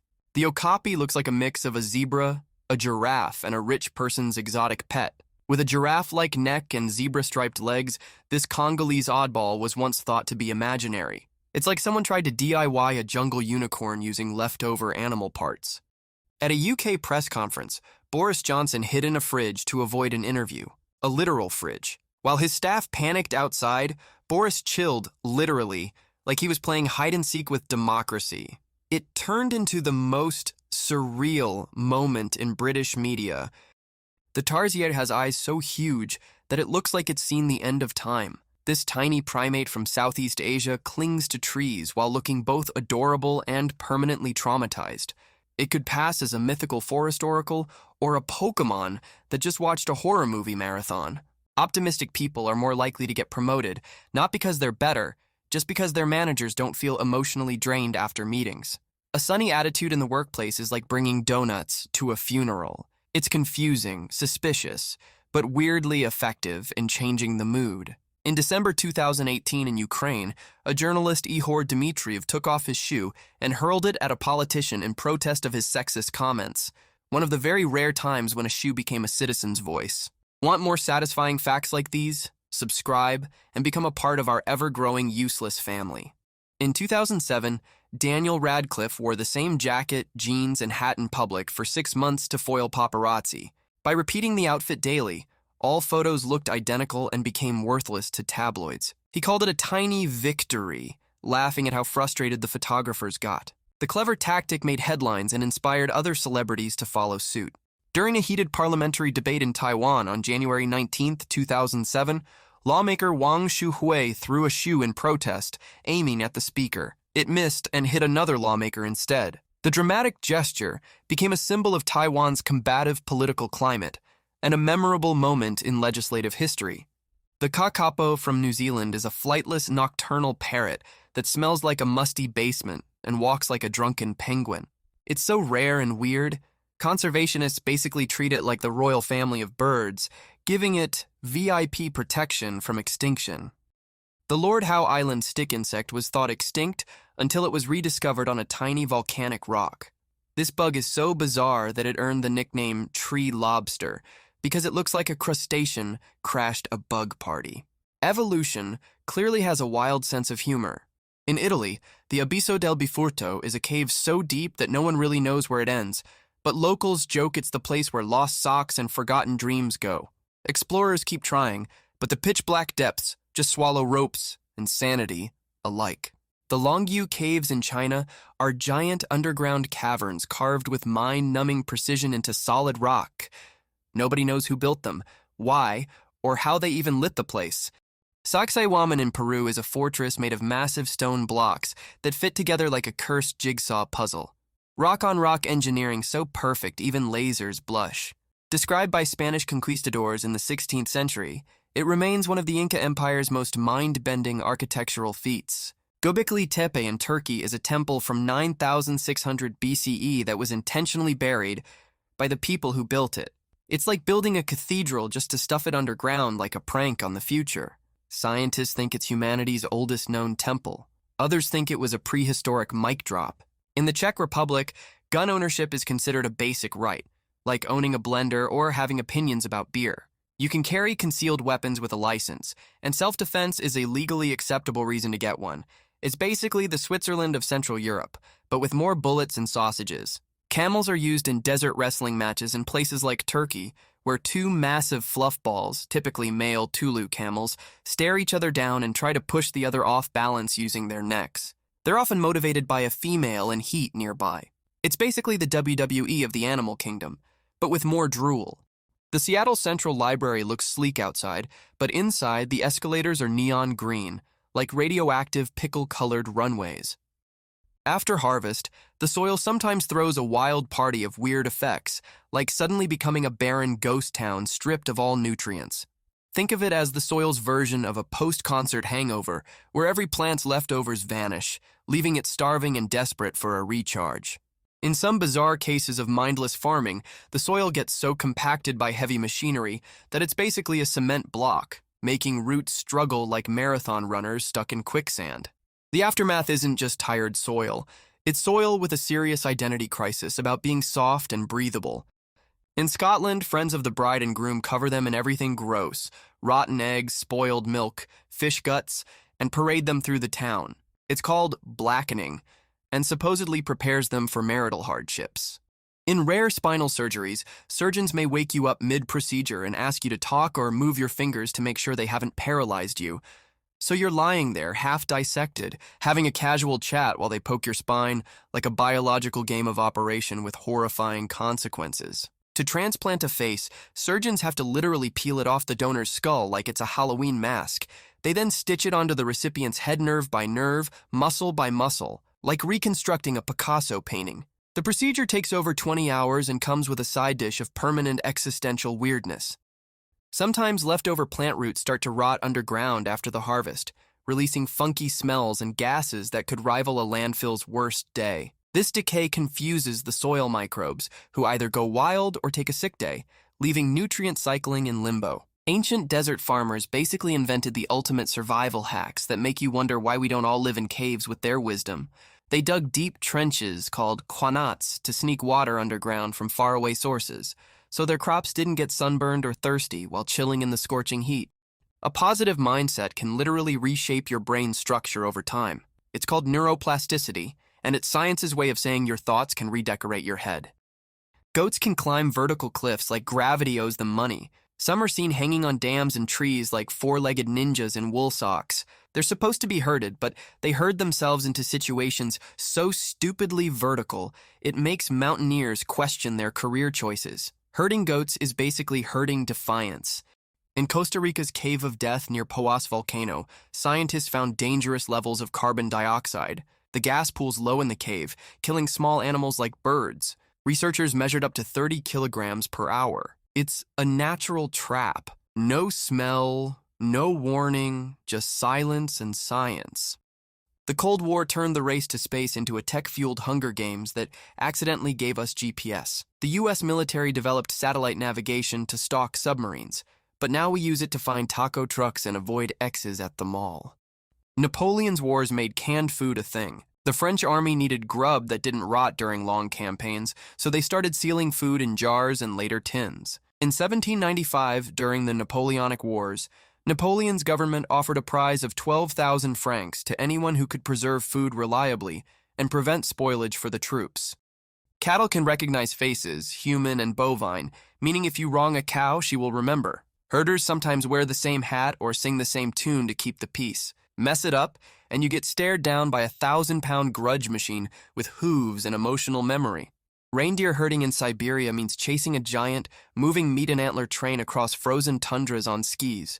Some herders use snowmobiles, others use reindeer to herd reindeer, which feels like asking a toddler to babysit itself. Still, it works, because apparently cold plus chaos equals functional traditions. Ducks can be herded using nothing but a bamboo stick and a rice farmer's sass. In parts of Asia, herders guide thousands of ducks down roads like a feathered tsunami of discipline. Ducks somehow obey, probably out of sheer confusion or fear of missing out on the next rice field rave. Some traditional Japanese tea houses have windows placed low enough that you literally have to crawl to peek out. It's a design choice based on humility, but it also feels like the architect said, "Let's make this cozy," and then added, "Also, let's punish your knees for existing." In old Scandinavian stave churches, windows were placed awkwardly high and small to keep evil spirits out. Yes, they legit believed ghosts couldn't duck. So natural light took the L, but at least the architectural paranoia made sure your haunted draft problem stayed minimal. There's a waterfall in Antarctica that looks like someone bled out on an iceberg. It's called Blood Falls, and no, it's not possessed, just full of iron-rich water from an underground lake that rusts on contact with air. In Hawaii, there's a waterfall that sometimes flows up. Yes, defying gravity like it's auditioning for a Marvel movie. The wind near Waipuhia Falls can get so strong, it blasts the water back into the sky. It's not a waterfall, it's a water backflip, and nature's way of saying physics is optional. In India, there's a seasonal waterfall called the reverse waterfall in Nanagat, where water gets hurled upward instead of falling. There's one recorded case of a hen laying a massive egg with 3 yolks inside. That's not an egg, it's a protein-packed grenade. Scientists were baffled. The hen looked mildly offended, and breakfast turned into a full cardio session from the cholesterol shock. That egg was basically a muscle-building side quest. Some old farmers even created clever shading systems with palm fronds or woven mats to give their plants a break from the brutal sun. These shade hacks were like natural air conditioners for crops, reducing evaporation and turning desert farming from an impossible nightmare into a doable hustle. There's a competition in Finland where people race walking backwards. Yes, running away from progress literally becomes a sport. The world record for the largest backwards race was set in Mumbai in June 2017, with 1,007 participants completing 150 meters in reverse. In Japan, there's a bizarre noodle slurping contest where slurping loudly and messily is the goal. Contestants compete to suck down bowls of noodles with the most impressive, obnoxious sound. Bees have been trained to detect drugs using their little twitchy tongues. Scientists discovered they could smell narcotics and stick out their tongues when they detected the scent, like tiny flying drug-sniffing lizards with ADHD. Imagine airport security with bees in tiny vests doing their weird little dance of justice. In Jainism, hardcore monks sweep the ground in front of them with a feather broom to avoid accidentally stepping on bugs. Walking becomes a live-action obstacle course of guilt avoidance. In Zoroastrianism, dead bodies can't be buried or cremated. Instead, they're placed on towers of silence to be eaten by vultures. Yes, heavenly Uber Eats for birds. It's all about not polluting fire, earth, or water, but also a great way to give your funeral a Game of Thrones energy boost. Ferrets, already chaotic by nature, were trained by some customs officers to sniff out drugs in tight spaces, like inside pipes or suitcases. Ferrets locating cocaine sounds like a Disney villain's side gig, but apparently, their chaotic zoomies made them ideal for surprise narc-sniffing missions in weird corners. Dolphins sleep with only half their brain at a time, like paranoid insomniacs who won't trust the ocean for 5 minutes. One hemisphere naps while the other keeps an eye out for sharks or late-night fish parties. It's the aquatic version of power napping, with one eye open and a fin on the snooze button. Scientists once tried to map the entire human genome, which felt like deciphering a 1 billion-letter-long password written in the most confusing code imaginable. Imagine unlocking your phone, but the password keeps changing every time you blink. That's genome sequencing for you, a never-ending nerd marathon. DNA can survive some crazy stuff like being frozen for thousands of years or trapped in ancient bugs in amber. It's basically the ultimate survivalist, outlasting your average smartphone battery by 1,000,000 years, and proving that even your genes have better stamina than your morning coffee buzz. The mitochondria are basically your cell's own little power plant, but they moonlight as a control freak, deciding when to start or stop energy production like a boss with serious trust issues. It's the diva of organelles, demanding attention or shutting down the party entirely. When GPS satellites had signal issues, cartographers had to get creative, blending outdated maps with live data, resulting in some roads looking like they traveled through a time warp. 1 minute you're in 2025, the next you're stuck in 1987 with pixelated highways and rotary phones. Albatrosses can sleep while flying. Yes, mid-air. They literally take micro-naps during long flights over the ocean, like overworked pilots with no co-pilot. Their brain logs out for seconds at a time, then boots back up, hoping they haven't crashed into a cloud. It's autopilot, but bird-brained. Red blood cells gave up their nucleus just to be better at carrying oxygen, basically quitting all internal thinking to become Uber drivers for air. They can't reproduce, can't repair themselves, and literally exist just to huff gas and die. It's like hiring someone to only breathe and then firing them after 120 days. A weird side effect of having little humans inside you? Increased shoe size. Pregnancy can flatten the arch of the foot, making your feet longer, sometimes permanently. Imagine carrying a baby and realizing your favorite boots now fit like medieval torture devices. It's like your skeleton went shopping without asking first. During pregnancy, the body can produce more melanin, resulting in odd pigmentation like the linea nigra, a dark stripe running down the belly. Formatting bugs made emails look like medieval scrolls written by a drunk wizard. Fonts would change mid-word, colors would turn neon, and random emojis would appear like your laptop was haunted by a chaotic intern. Puberty hits the male brain like a confused software update. Mood swings, random aggression, and the sudden urge to arm wrestle your own shadow are common. You're not angry at your family. You're just mad your legs grew 2 inches overnight and your pants forgot to keep up. In your guts, mucus glands stop your intestines from digesting themselves. They create a slippery shield between your stomach acid and your stomach lining. Without them, your insides would be a cannibal potluck where your organs RSVP to eat each other. Thanks to mucus, your colon isn't at war with your lunch. Neurons are drama queens of the cellular world. They refuse to regenerate and make a huge deal every time they're damaged. Meanwhile, glial cells do all the support work, like cleaning, feeding, and keeping the drama in check. It's like neurons are the celebrities, and glial cells are the exhausted personal assistants with zero fame and all the chores. Liver cells multitask so hard that they could replace an entire office. They detox blood, produce bile, store sugar, and make proteins. Basically the overworked mom of your body. Meanwhile, muscle cells just sit there contracting like one-trick gym bros, flexing all day and acting like it's cardio. Some GMO tomatoes were designed to survive shipping, stacking, and possible asteroid impacts, but had the nutritional depth of a stale crouton. Farmers called them tough boys, but consumers called them taste grenades. They survived the journey but died in the flavor department like a soldier who forgot his sword. Horses, unlike cows, only have one stomach but a super long intestine with a massive cecum. That thing is a fermentation tank that could put breweries to shame. They digest slowly, like a philosophical chew on grass, where everything is considered, evaluated, and then maybe passed along. It's the zen of digestion. Mitochondrial DNA is your cell's ancient ancestors' leftover genetic material, passed down from your mom like a family heirloom, but way less fancy than grandma's china set. It's the DNA equivalent of an old mixtape you didn't ask for, but somehow still ended up owning forever. Peroxisomes are the cell's hazardous waste disposal units, detoxing nasty stuff like free radicals, but sometimes going overboard and damaging nearby cell parts. Think of them as the cell's overenthusiastic bodyguards who protect you but occasionally punch innocent bystanders. In South Korea, instead of pastel balloons and diaper cakes, families host a ritual called Baek-il on the baby's 100th day. Guests bring rice cakes, seaweed soup, and prayers. The baby wears a tiny hanbok and looks confused, while adults argue over which rice ball predicts its future.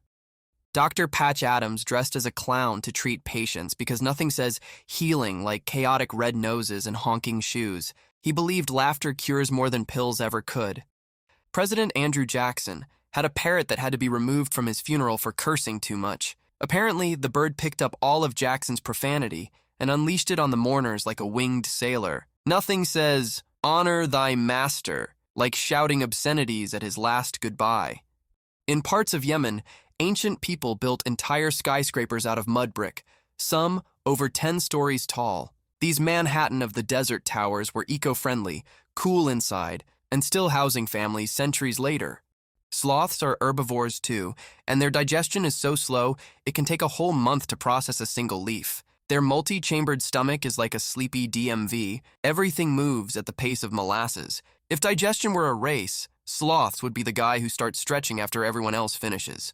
The Golgi apparatus works like a chaotic post office inside your cell, packaging proteins and sending them off with zero GPS. Sometimes packages end up in the wrong place, causing tiny cellular mix-ups that feel like a delivery guy who can't read maps but still expects a tip.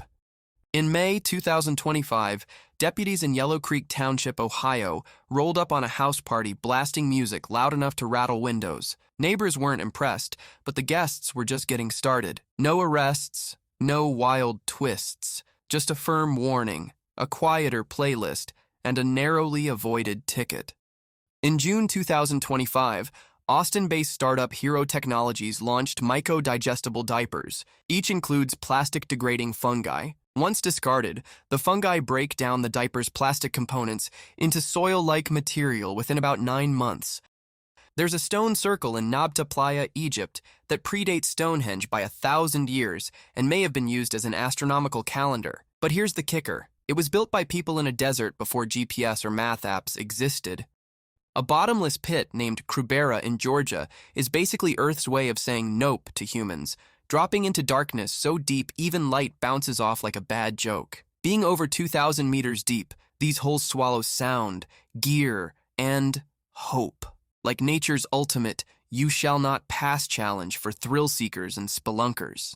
Kim Jong-il of North Korea reportedly traveled with his own train loaded with live lobsters and top chefs. He was terrified of flying, so he rode around the country in 5-star seafood on wheels luxury. Meanwhile, citizens were starving. He basically invented the dictator version of a bougie food truck.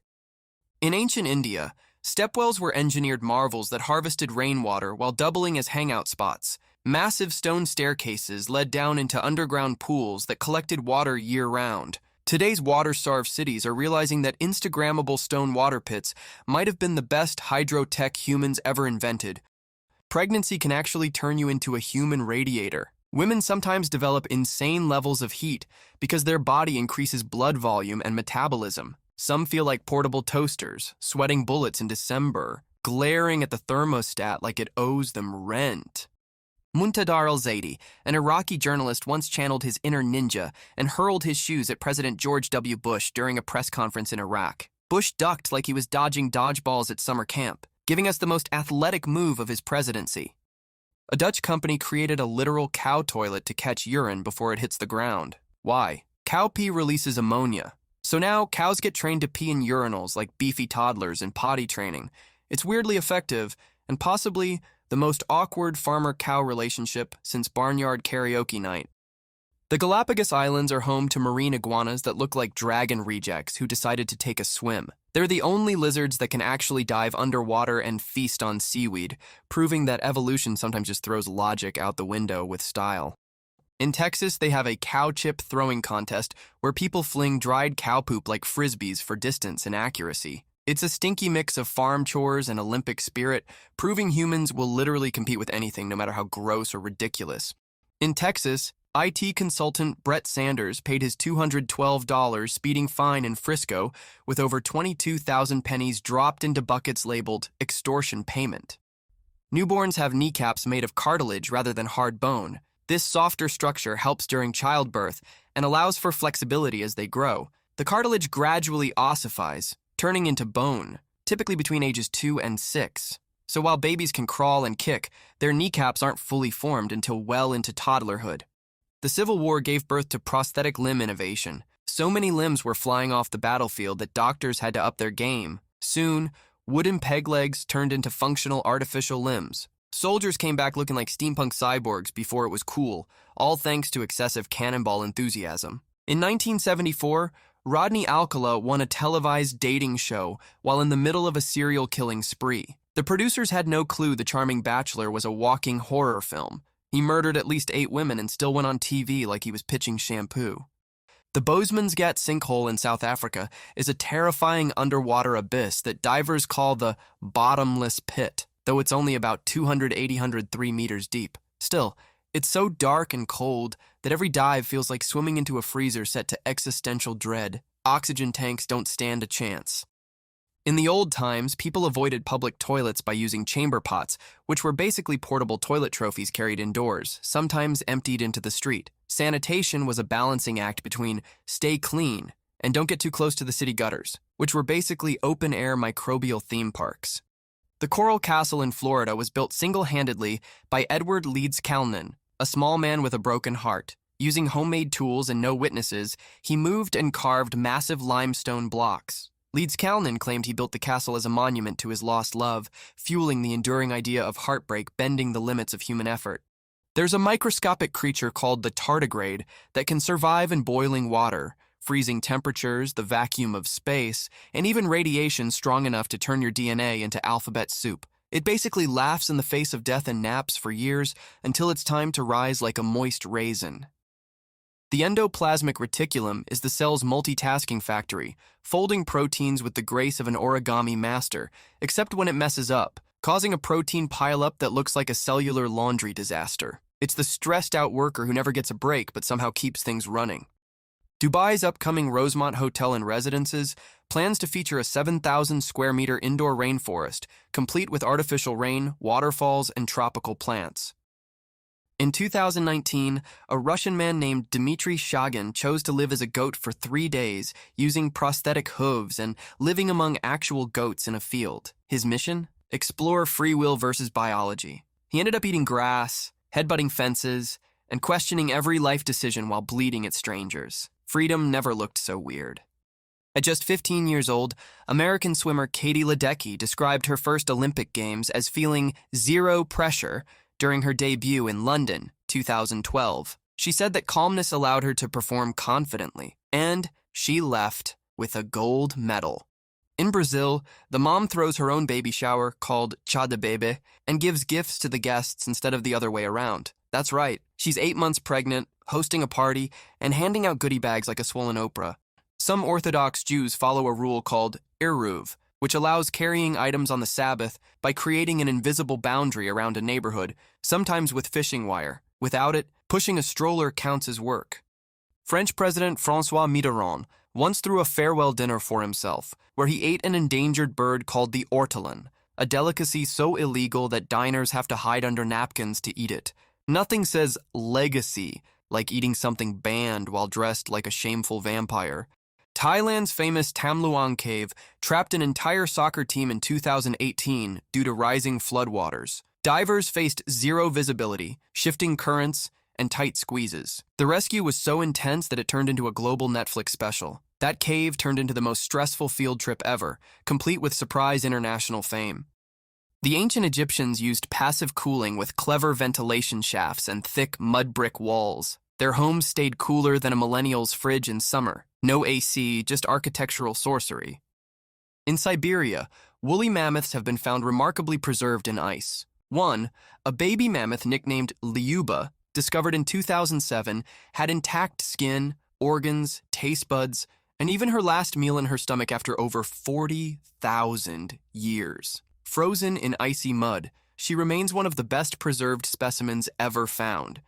Bananas can shatter like glass when frozen. One tap and it goes full fruit grenade, exploding with the drama of a soap opera villain exiting a scene. A company in the Netherlands is building houses out of mushrooms, not cute little Smurf huts, massive fungal fortresses made of mycelium. They're eco-friendly, but if it rains too long, you're basically living inside a soggy garden gnome's dream. One bad spore, and you might wake up part of the walls. Cows have a digestive system so complex that it deserves a reality show. They've got 4 stomach compartments: rumen, reticulum, omasum, and abomasum, each with a job so specific it makes human digestion look like a lazy river. Step 1, eat grass. Step 2, barf it up, chew again. It's basically a food boomerang party in their guts. Newborns often have underdeveloped immune systems, so a basic, light breeze could declare war. That's why they're bubble-wrapped in sterilized everything, and people get glared at for breathing near them. Basically, their immune system shows up like a confused intern on the first day with no idea what bacteria even are. In a Buddhist tradition named Pindapada, monks must beg for food every morning, not because they're poor, but because it humbles them. They walk silently through cities like orange-robed ninjas of modesty, collecting rice from strangers. It's the only situation where ghosting your own hunger is considered a spiritual flex. The reply all function in early mailing systems turned into a workplace demolition tool thanks to a glitch that forced every reply to go to everyone. One university once had 40,000 students stuck in a loop because one person replied, "Unsubscribe." The rest followed. Servers cried. Immune cells are a bunch of aggressive freelancers. Macrophages eat everything that looks shady, like body bouncers on a protein binge, while T cells interrogate every cell like paranoid detectives. B cells just hang out making antibodies like a weird biological Etsy shop. Hit that subscribe button before your immune system starts a podcast about its drama. Golden rice was engineered to save lives with extra vitamin A, but nature had other plans. It needed to be eaten in truckloads to make a real difference, so technically, it could help if you eat a bowl big enough to drown in. Ozone is that dramatic friend you either love or hate, depending on where it hangs out. High up in the stratosphere, lifesaver; near the ground, health hazard. It's the gas version of a superhero with a split personality, saving us from UV rays while choking us on the freeway. In Pakistan, ex-PM Nawaz Sharif received an airborne shoe to the chest while attending a religious event. Security panicked, Sharif looked confused, and the assailant was probably arrested under the no footwear diplomacy. It was the world's least effective political mic drop, unless shoes are your chosen language of protest. In extreme cases, soil can develop bizarre cracks and fissures after harvest, turning into a cracked, desert-like landscape overnight. This makes it impossible for water to soak in properly, basically turning the soil into a trapdoor that flushes away precious moisture before plants can even say hello. People with a positive mindset literally heal faster after surgery. It's like optimism turns your white blood cells into motivational speakers yelling, "You got this," at your scar tissue. Surgeons have noted that patients who smile more tend to leave the hospital sooner, proving once again that vibes might just be medicinal. Pigeons, already known for pooping on everything sacred, were trained to peck when they saw images of illegal drugs. So not only were they sky rats, but now they were judgmental sky rats trained to shame your cocaine habits mid-flight. They didn't snitch, but they certainly judged. In Australia, Walleman Falls looks like water is leaking out of a mountain's emotional breakdown. The top has barely a trickle, but halfway down it unleashes a thunderous roar like it just remembered it had responsibilities. People call it majestic, but it's giving forgot my homework then overshared vibes. One book titled Goblin Proofing One's Chicken Coop actually exists and won an award. It's a legit guide on how to keep fairies, goblins, and trolls out of your yard. Somewhere between lawn care and fantasy fanfic, it reads like a survival guide for people who think Tolkien was a prophet. Fridtjof Nansen, Arctic explorer turned humanitarian, invented the Nansen passport for stateless refugees. He went from chasing polar bears to chasing bureaucrats and made legal papers cooler than ice. Basically, he became the bouncer of compassion, letting people into countries with the ID card version of a bear hug. In Korea, after the wedding, the groom has his feet beaten with a stick or a dead fish by his groomsmen. It's done to test his strength and prepare him for married life. Because nothing says, "you're ready for love," like getting slapped with a mackerel while your friends cheer you on. Some preemies forget how to breathe, literally. Their nervous system is so undercooked that their brain hits pause on breathing like someone leaned on the spacebar. That's why NICU incubators come with alarms, because their lungs need constant supervision like reckless interns at an oxygen factory. The schedule send feature in initial mailing systems used to operate like a bored raccoon with a caffeine addiction. You'd set it for 9 a.m., but it'd send at 3 past 12 a.m. instead, or next Tuesday. In ancient Roman bathhouses, windows were placed high up near the ceiling, not for privacy, but to make steam swirl dramatically in the light like some theatrical spa. It turned hygiene into a gladiator-style fog show, and the vibe was less clean and more haunted sauna powered by dramatic sunlight. Some teenage boys wake up with shoulders so wide that it looks like they're preparing for a life in professional door framing. Meanwhile, their coordination drops to toddler level, causing them to knock over glasses, trip on air, and bump into furniture like they're being controlled by laggy Wi-Fi. People farming in deserts used crazy smart stone walls to trap blowing sand and dust, creating mini sand-free zones where seeds could grow without feeling like they signed up for a desert sandstorm reality show. It's like a natural sand bunker that actually helps plants instead of ruining your beach day. Mughal palaces often had jharokas, balcony windows designed for royal women to spy on street processions without being seen. It was like ancient Instagram stalking, but with better architecture. If you learned something today and also questioned reality at least twice, congratulations. You're now qualified to join a reverse waterfall race while farming with manure and clown shoes. Smash that like button, subscribe for more nature's nonsense, and remember, gravity's just a suggestion, and so is normalcy. Welcome to the channel where facts get roasted, history gets slapped with sarcasm, and the news wears clown shoes. We deep dive into real-life weirdness. Politics, food, war, beauty, and mythology, all delivered like your brain's favorite comedy fever dream. Subscribe now or risk eternal boredom in Norse Hell's waiting room. In Nevada's Lovelock Cave, miners stumbled across enormous sandals, primitive tools, and piles of animal bones, kicking off tales of red-haired cannibal giants with shack-sized feet. Locals swore these towering freaks once roamed the land before vanishing into legend. But while ghost stories grabbed headlines, the real monster was guano, mountains of bat poop mined for fertilizer. Turns out, inhaling spores from dried droppings could trigger histoplasmosis, a lung infection far scarier than any tall tale. Malignant tumors are nasty overachievers.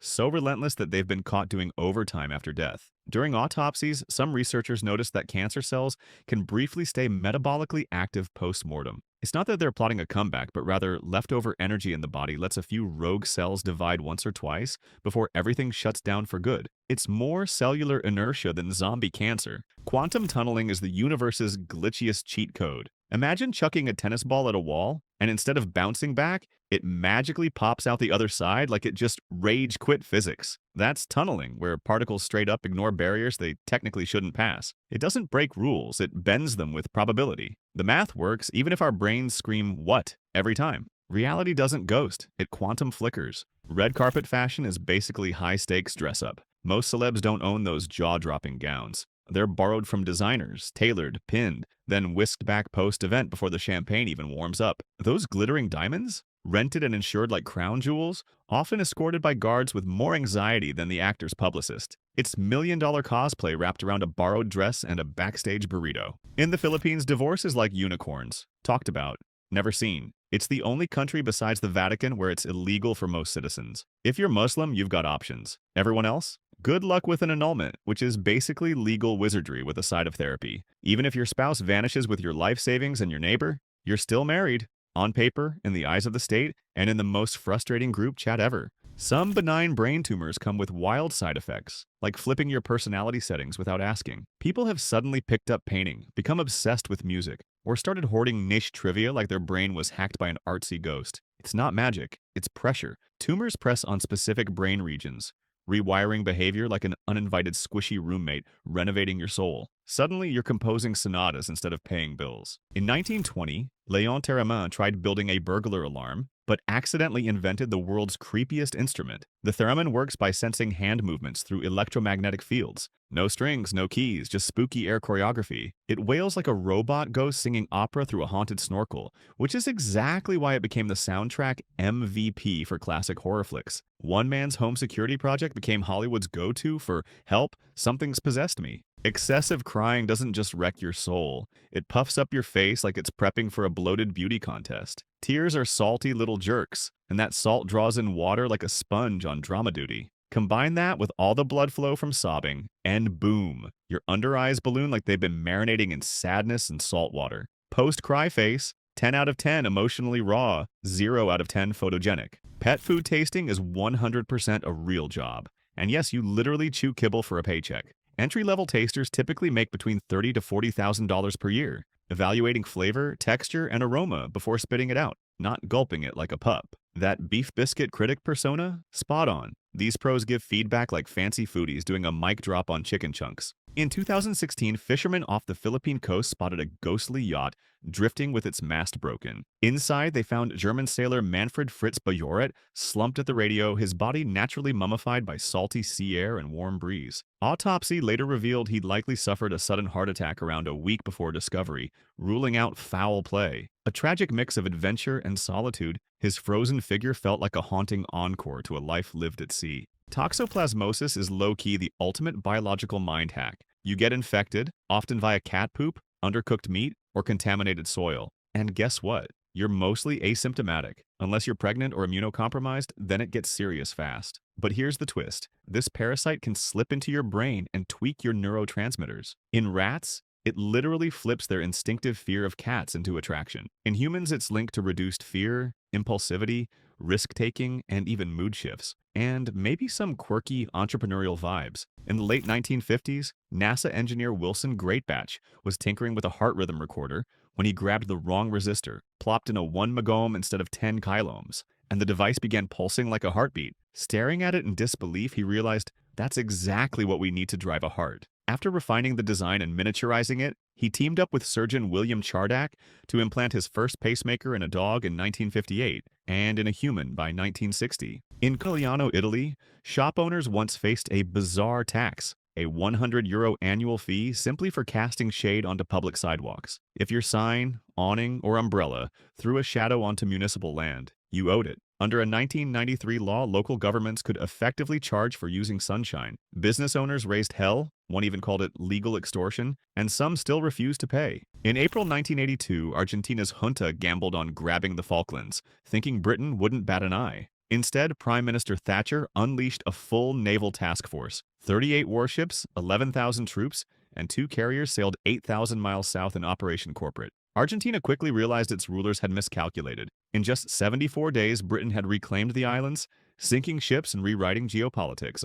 The Argentine government collapsed, and Thatcher's Iron Lady rep was sealed. Kicking the ball and watching it bounce before sailing out, that's a 50-22 kick in rugby union and 40-20 in rugby league. And it's a genius loophole. If you're in your own half and your kick bounces in the opponent's 22-meter zone before going out, you get the next line out. Possession handed right back. Kick it out on the full, though, and the opposition scores the throw. It's like football rewritten by lawyers who chug espresso and giggle at chaos. In 2003, the U.S. invaded Iraq, claiming a mission to liberate the people. But that freedom cost over 200,000 Iraqi civilian lives. The country got democracy, but also endless bombings, power outages, and a new regime that treated basic stability like a unicorn. Everyone wanted it. No one could find it. Bollywood made the fair skin obsession of Indians worse. Fair-skinned leads dominated the screen while darker actors got stuck playing servants or villains. Add the booming fairness cream industry shouting "white is right" in every ad, and boom. India started bleaching its way through insecurity dressed up as beauty goals. Surgeon Simulator VR is a game that turns you into the world's most horrifying doctor.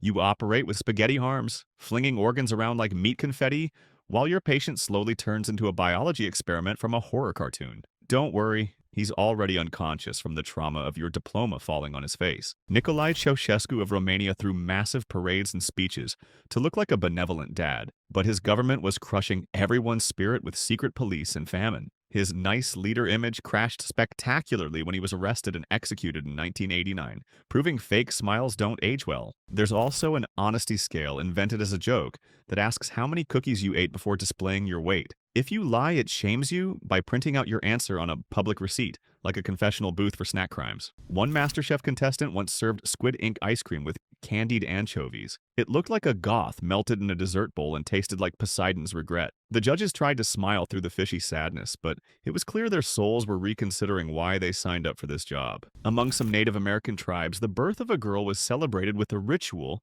where the family painted the baby's face with natural dyes, symbolizing beauty and connection to the earth. The baby would wear these earthy face paints until the dyes faded, turning her into a tiny walking art project. Too much salty food turns your face into a sodium storage unit. The body retains water to balance the salt, and your under eyes become unwilling reservoirs. Congratulations! Your love for ramen now lives under your eyelids like edible luggage. Kindertransport rescued over 10,000 Jewish children by sending them from Nazi-occupied Europe to the UK. Parents often stayed behind. Kids said goodbye forever at train stations, sometimes with notes pinned to their coats like emotionally devastating luggage tags. Safety came with the cost of never seeing home again. The Cambodian Khmer Rouge justified their 1975 genocide by claiming intellectuals were enemies of the revolution. Wearing glasses or speaking French could get you executed. Yes, eyewear was dangerous. Pol Pot turned killing people into an anti-education movement with a body count higher than any book burning ever. In Judaism, murdering an innocent child is seen as one of the gravest possible sins,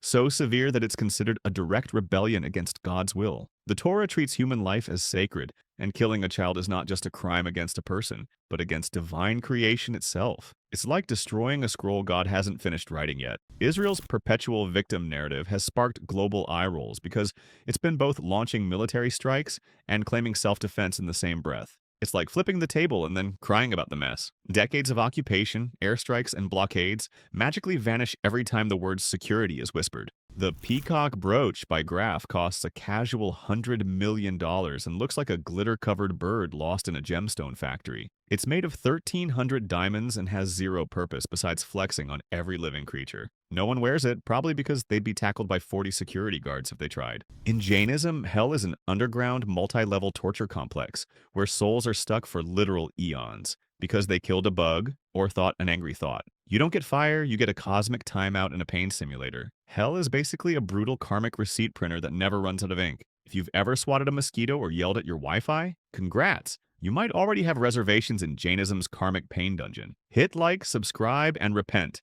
before your next reincarnation review. In a bizarre TED Talk, The Mathematics of Love, a speaker tried to convince people that algebra could help you flirt. Yep, equations were used to explain attraction, dating, and when to settle. Apparently, romance is just a stats problem. Nothing says sexy like graphing the Probability of your soulmate ghosting you after date 3. In ancient Rome, Emperor Caligula tried to make it legal to appoint his horse as a consul. The horse never made it to the office, but the law drafts were real. Apparently, when you're the emperor and bored, turning your horse into a senator is the ultimate flex of legalized lunacy. Ants don't sleep like normal creatures. They take micro naps every few minutes and call that rest. Queens, of course, sleep more, because even in the insect world, the boss gets luxury while the workers run on crumbs and exhaustion. Imagine your power nap being 6 seconds long. Welcome to the ant hustle. A lot of cacao farmers are paid so little they can't afford to buy the chocolate their beans make. Think about it. Your entire career is farming joy beans, but when it comes to dessert, you're stuck chewing sugarcane and wondering what a truffle feels like in the mouth. Jet engines suck in air at such horrifying speeds that standing near one during takeoff is like volunteering to get inhaled by a metal tornado. The force is strong enough to launch a human ragdoll style across a runway. Basically, it's a giant mechanical vacuum with trust issues and zero chill. Water hyacinth clogs waterways like a botanical hairball. Pretty on the surface, but it sucks oxygen from water, kills fish, and makes boats cry. Introduced for its flowers, it now forms floating carpets of aquatic destruction that look peaceful until your local ecosystem collapses underneath them. In 1324, Ireland, a wealthy woman named Alice Keitler was accused of witchcraft because she had money, 4 dead husbands, and a pet cat. They said she made potions from intestines and used demon hair oil. Turns out people just didn't like rich widows with sass and pets that meowed. In 1973, NASA launched Skylab with one unspoken mission: prove that men could poop in zero gravity without turning the station into a floating brown disaster. Scientists cared more about space turds floating through air vents than aliens. It was less final frontier and more to boldly go where no one has gone before. In 1998, the U.S. sent semen samples to the International Space Station to check if sperm could swim in zero gravity. Apparently, exploring Mars can wait, but testing cosmic fertility was urgent. The experiment proved that humans will risk millions to answer, "Can you make babies in orbit?" Yes. Science. In 2014, scientists played romantic comedies to measure brain responses and found women cried, while men's brains activated the pain center, like they were being mildly tortured. Turns out watching Hugh Grant confess love is the emotional equivalent of stepping on Legos if you have a Y chromosome. Pakistani jingle trucks are a heritage of their own. Drivers see them as rolling art museums with engines, investing more in decoration than the actual engine sometimes. You'll see flamingos, Bollywood stars, and peacocks painted next to verses about heartbreak. They're not just transport. They're therapy sessions on wheels with vibes and loud metaphors. And if you're wondering how much this extravagant decoration on 4 wheels costs, some truckers spend more on adorning their vehicle than on a wedding budget. It's Fashion Week on highways with the occasional honk that sounds like a goat sneezing through a flute. Magnus Carlsen once stalemated a game by accidentally trapping his own king, with his opponent too paralyzed to capitalize. It was like watching a genius build a mental labyrinth, then trip over his own shoelaces. Even the chessboard looked confused, wondering how it went from strategy to sitcom in one move. China built the Three Gorges Dam, the world's largest hydroelectric project, and also the biggest concrete argument against subtlety. It's so massive it literally slowed Earth's rotation by microseconds. While meant to control flooding, generate power, and boost national pride, it also displaced over 1 million people because efficiency in China often comes with a bulldozer. Goose barnacles look like alien fingernails dipped in lotion and grown on driftwood. They're so smooth and shiny that they've tricked people into thinking they're valuable seafood or weirdly fancy shells. Spoiler, they're neither. They're just ocean hitchhikers with a skincare routine better than most humans. In a bizarre turn of misfortune, Kane Williamson lost the 2015 World Cup final to Australia in a match that felt like Australia was playing New Zealand with cheat codes on. It was so one-sided, New Zealand fans considered deleting the match from collective memory. Williamson, the king of almosts, forever stuck in cricket's emotional friend zone. In ancient Rome, brides had to bathe in water mixed with herbs and spermaceti, an oily wax from whale heads. You basically got marinated in blubber goo to glow like a shiny, fish-scented goddess. Smelling like a sea mammal wasn't just acceptable, it was romantic prep. The Great Pyramid of Giza originally had 203 steps, each the size of a toddler's ego, stacked so precisely that aliens got credit for it. These levels weren't for climbing, though. Unless you enjoy ancient stairmasters that also double as bird bathrooms and existential metaphors for midlife crises. The Pyramid of Djoser has 6 tiers like a stone wedding cake for the afterlife. Each level represents how extra Egyptians were about the dead. Because why just bury a guy when you can stack him under 6 layers of "I'm richer than your god"? Owls don't blink. They just stare. unblinking, judgmental, and completely still, like they're silently critiquing your life choices. Their eyes are fixed forward like nature's security cameras,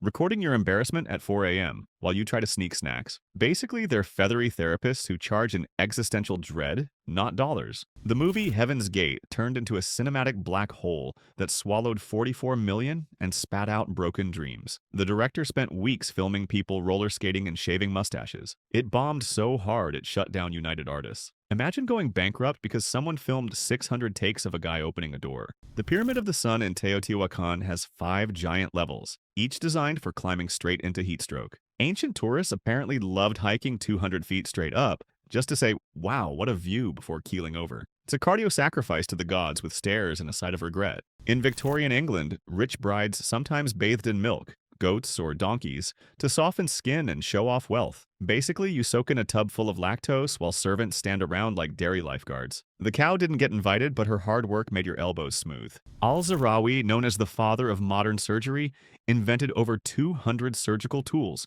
described how to perform C-sections, and even explained how to remove bladder stones. But he called it all helpful notes for doctors. Imagine dropping surgical bombshells and calling it a sticky note from the Middle Ages. Chefs promoting zero waste let nothing go to waste. One highly recommended way to use roast chicken leftovers is to morph them into chicken salad or soup, depending on how chaotic your day is. Shred it, mix it with mayo, or toss it into broth, and suddenly yesterday's carcass is today's comfort food. It's efficient, tasty, and kind of creepy how delicious it gets post-mortem. The observer effect means that watching something can change what it does, especially in quantum mechanics. Electrons behave differently when you stare at them. Basically, the universe acts shy when it knows it's being watched, like a cosmic diva that performs best when nobody's looking. Celebrities post pics sipping champagne in private jets, but those jets are often rented by the hour, like glorified Uber rides with wings. Half of them can't afford the plane, the pilot, or the fuel, but they'll pose like Bond villains anyway, just crop out the invoice. In World War I trenches, British soldiers smeared whale oil on their feet daily to prevent trench foot, which was basically their toes melting off from wet socks. No boots? Build a sandbag wall and hug it? Cold food? Heat it with a candle. Romance? Whisper to rats so you don't lose your mind. Whoopi Goldberg has openly worn hearing aids for years, but once admitted she used to ignore her audiologist's instructions. She'd crank the volume to eavesdrop mode, accidentally turning casual conversations into a surround sound nightmare. Nothing like hearing a stranger's sandwich order at max volume while pretending you're just chillin'. In 1958, Alaska's Lituya Bay was hit by a mega tsunami over 1,700 feet tall. Basically the ocean standing up to stretch. But it mostly destroyed trees and scared some fishing boats. It was like Poseidon flexed really hard, missed, and just gave the landscape a weird haircut. If you think your bad hair day is rough, imagine Mother Nature giving Alaska a 1,700-foot tsunami trim. Smash that like button, subscribe, and avoid oceans that stand up uninvited. In 1914, during World War I, both sides paused the slaughter for the Christmas truce.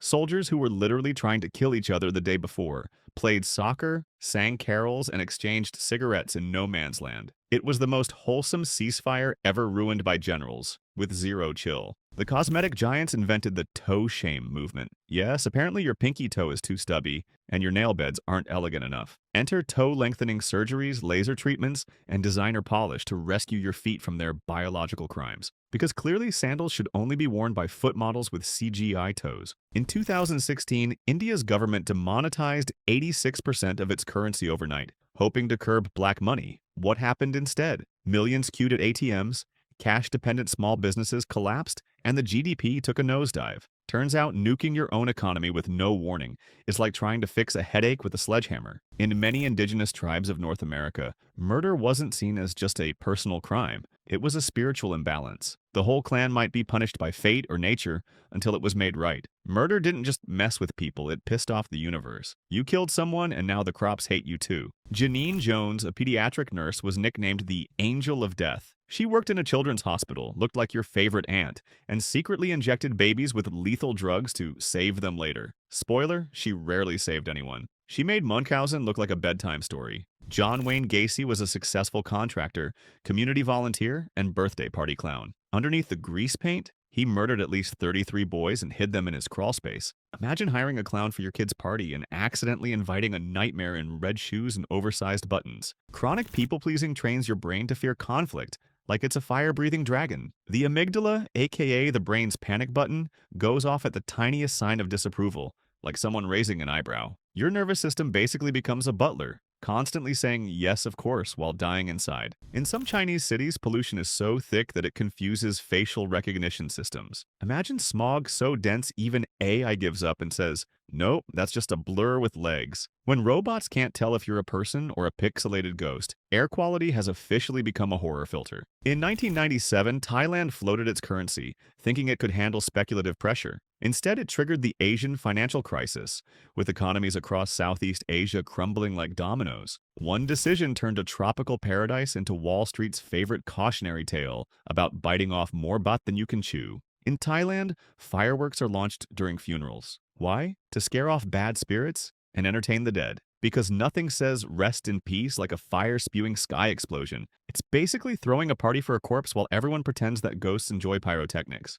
In Sicily, fireworks are sometimes blasted at random during Saints' Day processions. And by I mean toward the saint statue being carried by terrified locals. Or it's like religious dodgeball with explosives. Nothing deepens your faith like dodging a flaming comet in honor of Saint Flaming Eyebrows. Camels technically gallop, but it's less majestic stallion and more drunken sofa on legs. Their gallop involves both legs on one side moving together, so they sway like they're trying to win a desert dance-off. It's effective, but it looks like the animal kingdom's version of walking home at 3 a.m. In 18th century France, women's poof hairstyles featured model ships, gardens, and even battle reenactments balanced on their heads. It was like cosplay for the aristocracy, except instead of Comic-Con, it was tea with the queen. And instead of wigs, they were just slowly crushing their cervical spine under maritime decor. The Yaibahar is a giant sci-fi spaghetti strainer that makes sounds like a haunted spaceship having a panic attack. It's a stringed instrument with springs and drums that resonates like the ghosts of dying robots. Musicians use it to summon alien vibes or just to confuse Spotify's algorithm. The Zeusophone turns Tesla coils into electric violins of doom. It shoots out music as literal lightning bolts because why not mix heavy metal with actual electricity? One wrong note and you're fried bacon in a rock concert. It's less an instrument, more an electrified lawsuit waiting to perform. The 201 Carat watch by Chopard costs a soul-punching $25 million. It's a rainbow mess of 874 diamonds, including 3 heart-shaped ones the size of your insecurities. You can't even read the time properly. It's just bedazzled nonsense that screams, I have too much money and not enough taste. The anglerfish hunts by dangling a glowing flesh lure from its forehead like a creepy underwater street lamp. Prey swim toward it thinking it's snack time, only to be inhaled by what looks like a toothy beanbag chair with daddy issues. It's basically the Tinder date of the deep, bright light, immediate regret. Canada and Denmark had a 50-year whiskey war over a tiny rock called Hans Island. Every few years, one side would plant its flag and leave a bottle of booze. The other side would show up, swap the flag, and leave their own liquor. It was the most polite turf war ever. India and Pakistan once argued over mangoes. Seriously. There was an entire diplomatic snub involving a rejected shipment of mangoes sent as a peace gesture. Centuries of tension boiled down to fruit. It's like sending a peace offering and getting ghosted by an entire nation. The Badgerman is a combination of a theremin and a badger puppet. Yes, you heard right. Musicians now wave their hands near a creepy fake badger to create eerie, wailing sounds. It's the official instrument of nightmares, horror films, and anyone whose band couldn't afford therapy. Victorian women made brooches and combs out of dead relatives' hair, turning mourning into a DIY nightmare. Because obviously, nothing says eternal love like wearing Uncle Harold's dandruff particles on your head while smiling for a portrait that looks like a funeral dressed up as a fashion shoot. Austria-Hungary kicked off World War I by serving Serbia a spicy ultimatum with extra arrogance. Then, when the global explosion began, they played the woe is us card like they hadn't just slapped the Balkan beehive with a stick. Spoiler, poking angry Slavs rarely ends in tea parties and hugs. At its core, narcissism is a defense mechanism. The brain builds a personality that screams, I'm the best. To avoid admitting it, sometimes cries during toothpaste commercials. It's emotional armor made from compliments, likes, and delusions of grandeur, carefully polished to hide the dumpster fire of low self-worth underneath. Narcissists often mirror people's emotions not to connect, but to manipulate. They don't feel your pain, they just mimic it like a psychological parrot with a god complex. Empathy is off-brand for them, unless it helps maintain their role as the star of your emotional soap opera. In Indonesia, after the LGBTQ+ movement gained some traction, one city's mayor claimed that instant noodles were secretly making boys more feminine. So instead of addressing societal inequality, They went after cup noodles like it was seasoning packets, causing gender expression. Ramen became the unexpected villain of masculinity. Chinese hairpins called jai were often sharp enough to stab someone mid-poetry recital, because nothing spices up a romantic rejection like impaling the admirer with your updo. Ancient love advice: never woo a woman whose hairstyle is pointier than your sword. It's not a date, it's a duel with bonus ornaments. Ketchup is technically a smoothie if you follow the logic that tomatoes are fruit and smoothies are blended fruit. This makes ketchup a breakfast abomination, masquerading as a sauce. It's the culinary equivalent of lying on your resume. Looks innocent, but it's hiding the truth in a thick red sugar coat. The gulper eel can unhinge its jaw and turn its face into a parachute of horror. It chases nothing, just opens wide and waits for unlucky fish to wander in like tourists at a free buffet. Its hunting strategy is do nothing and look terrifying, which honestly works great in retail too. The fangtooth fish has eyesight so bad that it basically stabs first and asks questions never. It hunts by charging at shadows, biting anything that twitches, including water currents and possibly its own shadow. It's not a predator, it's a deep-sea panic attack with fangs and zero social skills. Cleaning a vacuum cleaner makes you dirty. You are the contaminant being removed by yourself, which means your existence is now one long metaphor for feudal labor. In this moment, you're Schrodinger's dust, simultaneously clean and unclean, trapped in a domestic paradox with no escape but emotional damage. If you've ever battled your own filth inside a vacuum and lost, congratulations. You're now a philosophical janitor. Hit like, subscribe, and embrace the dust-fueled existential crisis with us every week. Kanye West's 2016 mental health crisis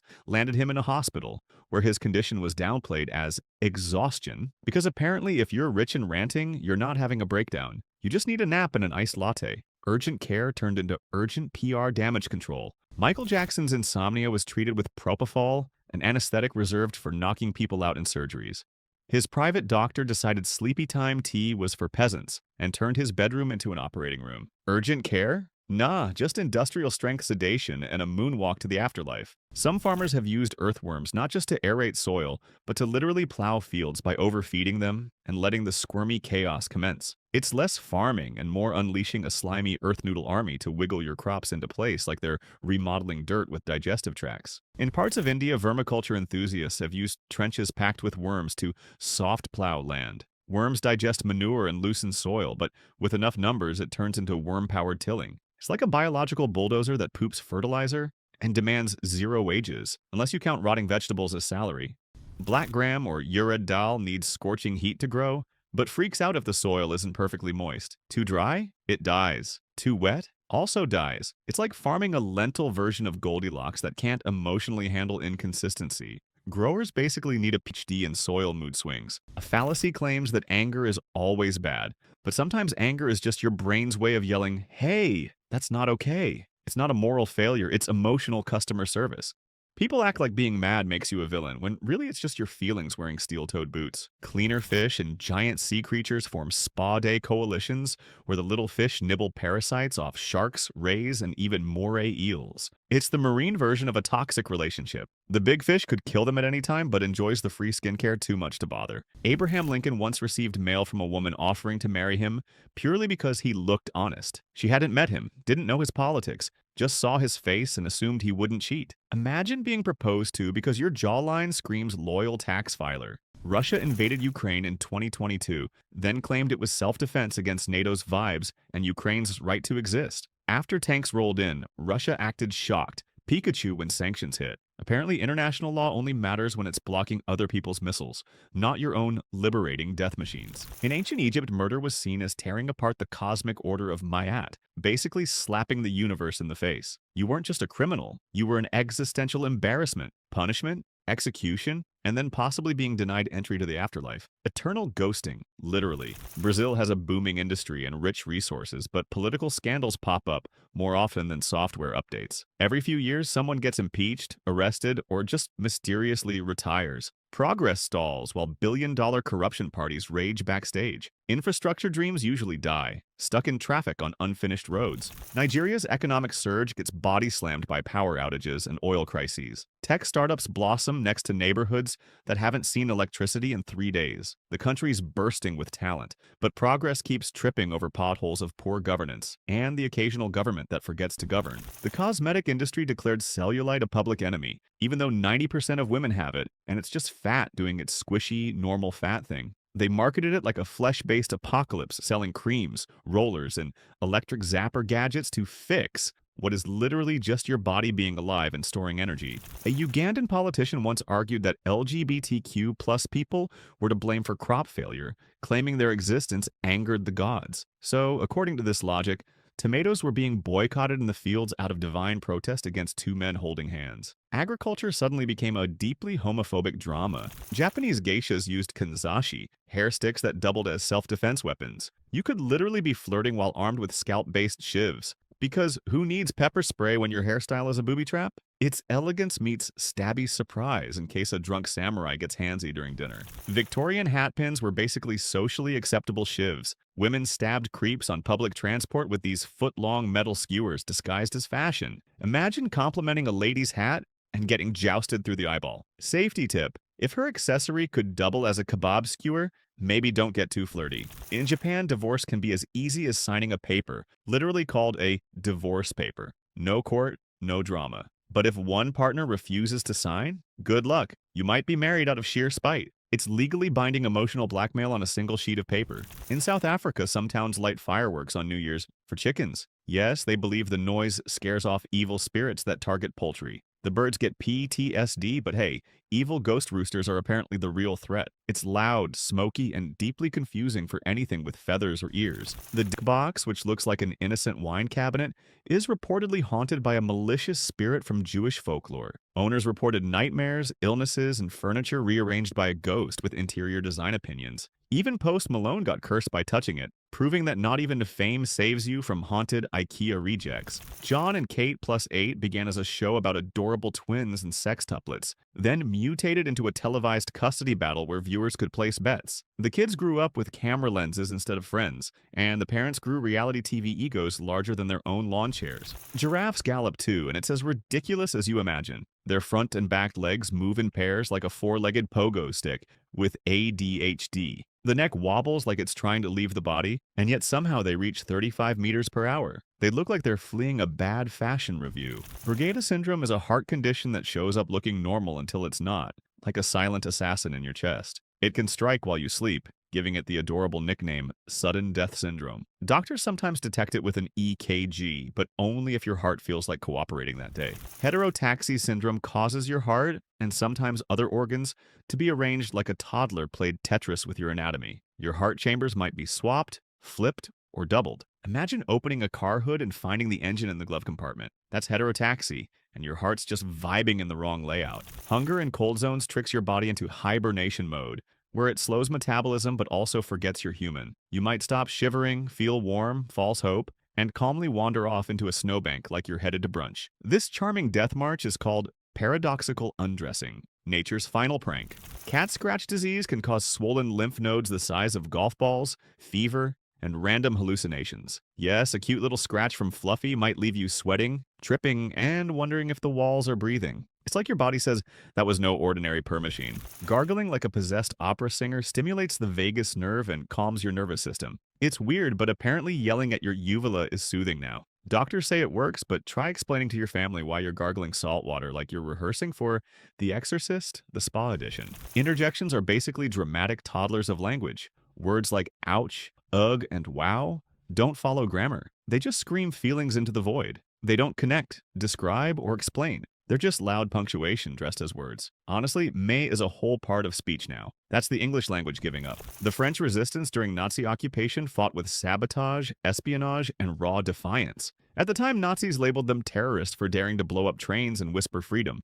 Now, they're national heroes with statues and tear-jerking documentaries. Apparently, terrorism looks a lot like patriotism after the war ends. Nelson Mandela was once on a terrorist watch list for opposing apartheid because organizing against legalized racism was apparently too rebellious. He served 27 years in prison and still got called a threat. Then he became South Africa's president and a global peace icon. Funny how terror becomes Nobel Prize material with a little time. The Palestinian resistance has long been labeled a terrorist while opposing military occupation. Some factions use arms, others protest with flags and rocks. But the narrative depends on who's writing it. Because when one side has drones and the other has slingshots, terrorist becomes a term of convenience, not clarity. If you've ever seen a slingshot called a UMD, welcome to geopolitics where logic gets ghosted. Hit like, subscribe, and join us as we unpack hypocrisy one absurdity at a time. Cleopatra, released in 1963, was such a financial black hole that it nearly bankrupted 20th Century Fox. Originally budgeted at $2 million, it ballooned past $40 million because Elizabeth Taylor needed 65 costume changes, and Rome's sets had to be built twice. The movie became a golden chariot, dragging a studio into fiscal despair. One billionaire bought a $2 million iPhone case made of 18-karat gold, embedded with 600 diamonds, because clearly a normal case doesn't scream, "My phone is worth more than your house." It's basically a phone protector that could fund a hospital, but instead protects against pocket lint and poor people. A tech mogul once spent $100,000 to clone his dog, because emotionally moving on is for peasants. He now owns a genetically identical canine that probably judges him with the same eyes and existential confusion. It's rich guy reincarnation, only with more drool and less spiritual closure. National Nothing Day is celebrated in the United States on January 16th. It's literally a day to celebrate doing absolutely nothing. No events, no decorations, no purpose. It's the holiday equivalent of shrugging in sweatpants. Somehow people manage to schedule nothing and still get stressed trying to do it correctly. World Toe Wrestling Championship Day in England is exactly what it sounds like. Grown adults lock their big toes in sweaty combat for toe dominance. It's a foot fetishist's Olympics mixed with awkward grunts and fungal trauma. The winner gets a trophy and lifelong bragging rights over very confused relatives. In Bolivia's Tinku Festival, people gather to literally fistfight for good harvests. Entire villages throw their hands in the name of agriculture. Blood spilled on the ground is considered an offering to Pachamama, Mother Earth, because nothing says, "Please grow my potatoes," like a community-wide uppercut parade. In Venezuela, people roller skate to Christmas Mass. Streets are closed, so families can zoom to church on wheels, as if Jesus were born for extreme sports. It's festive, holy, and slightly chaotic. If you've ever seen a nun take a corner at 20 miles per hour, you've witnessed true seasonal spirit. In Ecuador's La Fiesta de los Diablitos, people dress as devils and get symbolically beaten with sticks to chase away evil. It's half exorcism, half community theater. Locals beat the devils until they promise to leave. Imagine getting smacked out of town in costume while everyone cheers for your spiritual eviction. Competitive mooing is a legit game in parts of the US where contestants gather in gyms or living rooms and moo like cows, loudly, emotionally, and with disturbing accuracy. Judges rank for volume and realism. Somewhere, a human is crying in bovine and winning trophies for it. The Maltron keyboard looks like someone melted a typewriter in a microwave. It's split into two domes that cradle your hands like a futuristic fruit bowl. Designed to reduce strain, it instead makes you feel like you're piloting a spaceship every time you try to type the word email. The data hand keyboard replaces keys with little finger wells. Each finger gets its own private dungeon. To type, you flick your fingers up, down, left, or right, like Morse code gone rogue. It's ergonomic wizardry for your joints and absolute witchcraft for your brain. The Optimus Maximus keyboard features a tiny screen on every single key. You can program each key to display whatever you want: emoji, shortcuts, or a tiny slideshow of disappointment. It costs over $1,000, making it the kind of keyboard you'd weep over if you spilled a drink on it. Zombo.com promises you can do anything. Eventually. It's a single page with a voice that repeats motivational nonsense while absolutely nothing happens. It's the internet's finest shrine to doing nothing with confidence. Perfect for learning how to waste time while feeling oddly inspired. McDonald's McRib contains no actual ribs. It's a boneless pork patty molded to look like ribs, slathered in sauce so aggressively that it could hide a crime scene. Add in restructured meat trimmings and a yoga mat chemical, yes, azotocarbonamide, and you've got gourmet confusion on a sesame bun.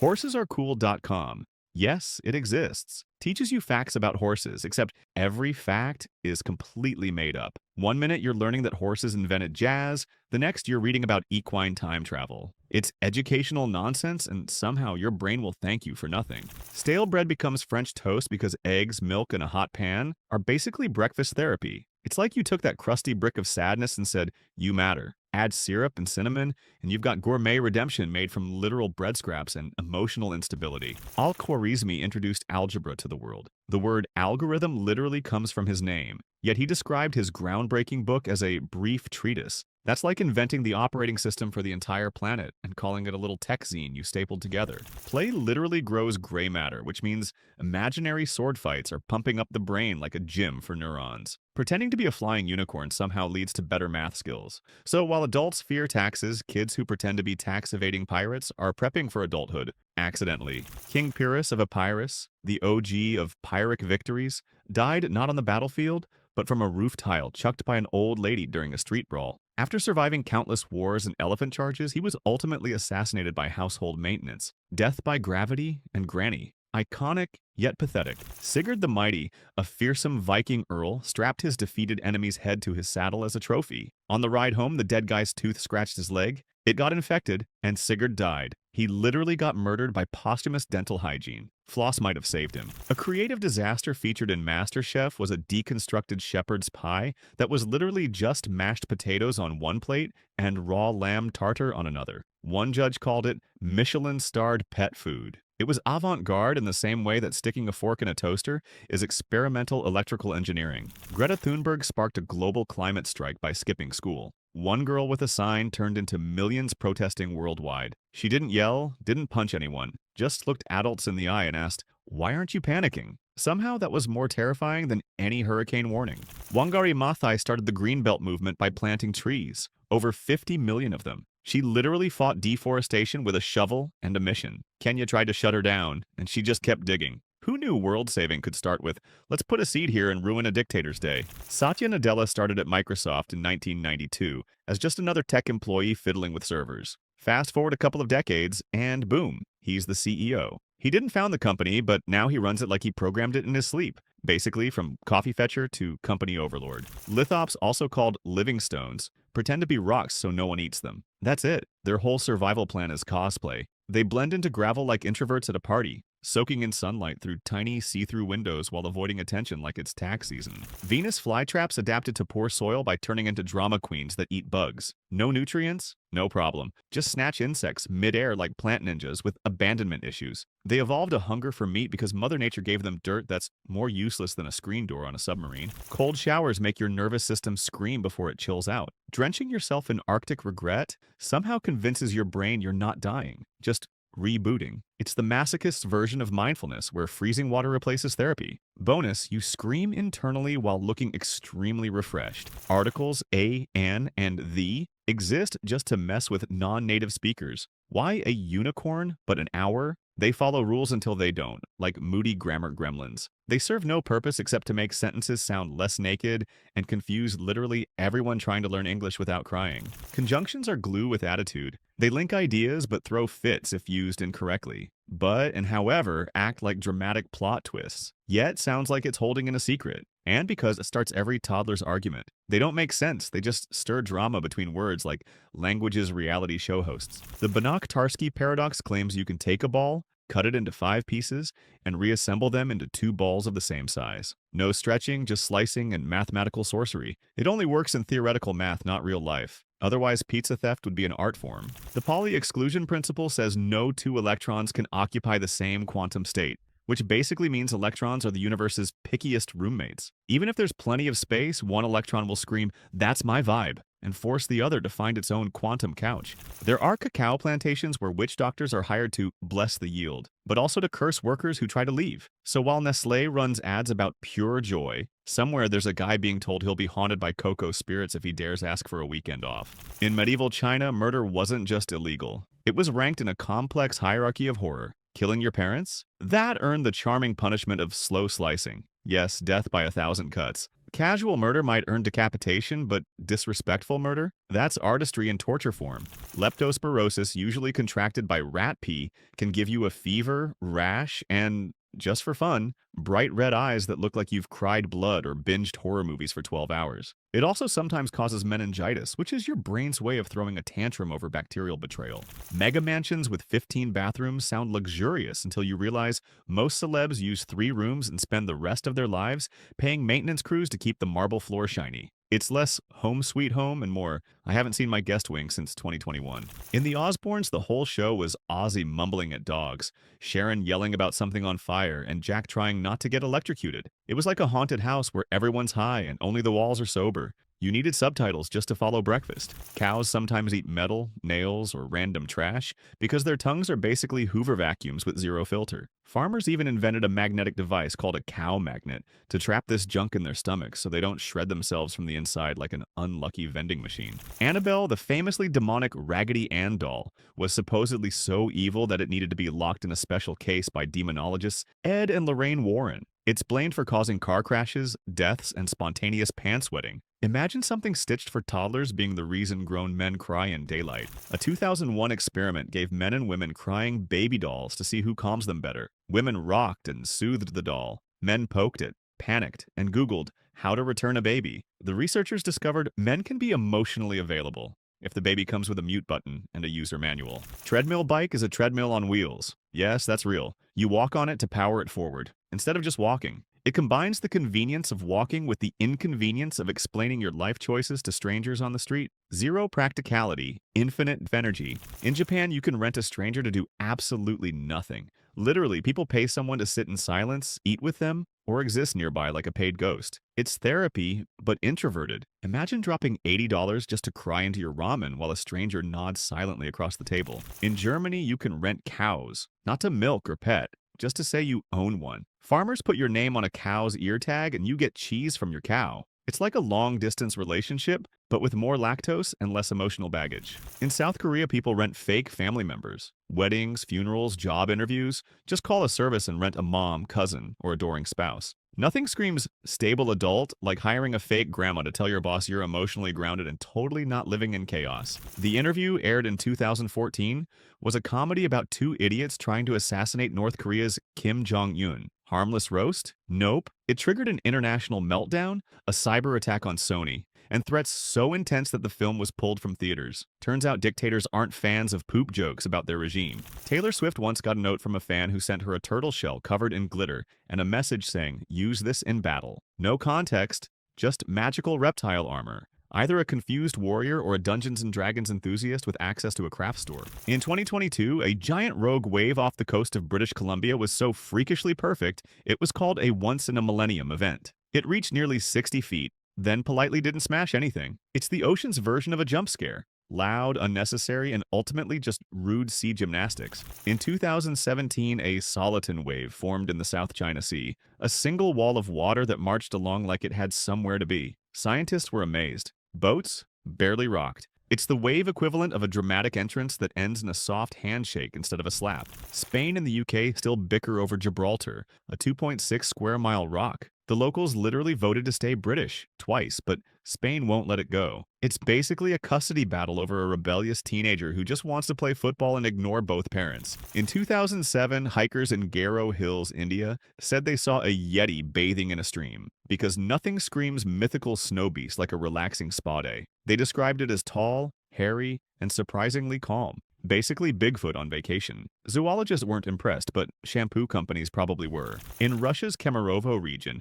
officials launched an actual expedition in 2011 after supposed Yeti sightings. They found bent tree branches and weird footprints. So naturally, they declared 95% proof. Not 100%, just 95%.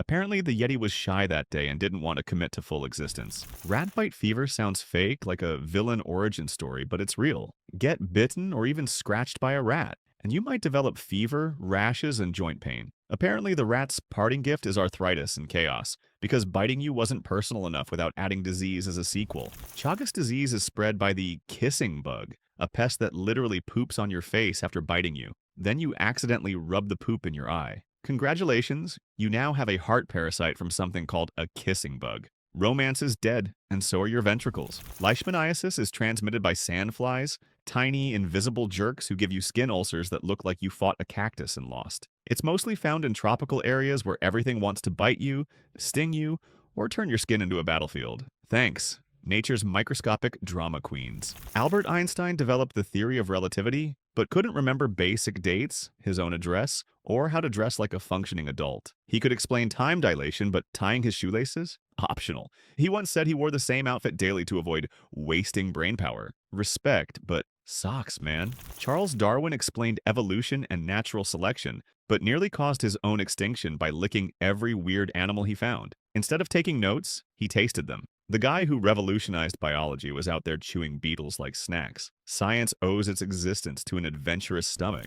Pythagoras invented a theorem that still torments students, but also believed beans had souls. Not metaphorically, literally. He banned his followers from eating them. He'd die for triangles, but a humble kidney bean? Unholy demon spawn. Imagine being a math genius and losing sleep over legumes. The useless web is a portal that teleports you to completely pointless websites. One click might take you to a potato spinning in space. Another might lead to a blob that screams when you poke it. It's like Russian roulette for your remaining brain cells. Taco Bell's seasoned beef was once only 88% actual beef. The rest? A mysterious mix of oats, cocoa powder, and anti-caking agents. Apparently, Taco Bell took the term Mexican seasoning and translated it as add chocolate and science. It's like feeding your stomach a chemistry set in a tortilla. In Japan, eating KFC on Christmas is such a huge tradition that you have to pre-order your bucket weeks in advance. Otherwise, you risk standing in hours-long lines on Christmas Eve. The campaign started in the 1970s with Kurisumasu ni wa Kentucky, Kentucky for Christmas, and has since become a national holiday ritual.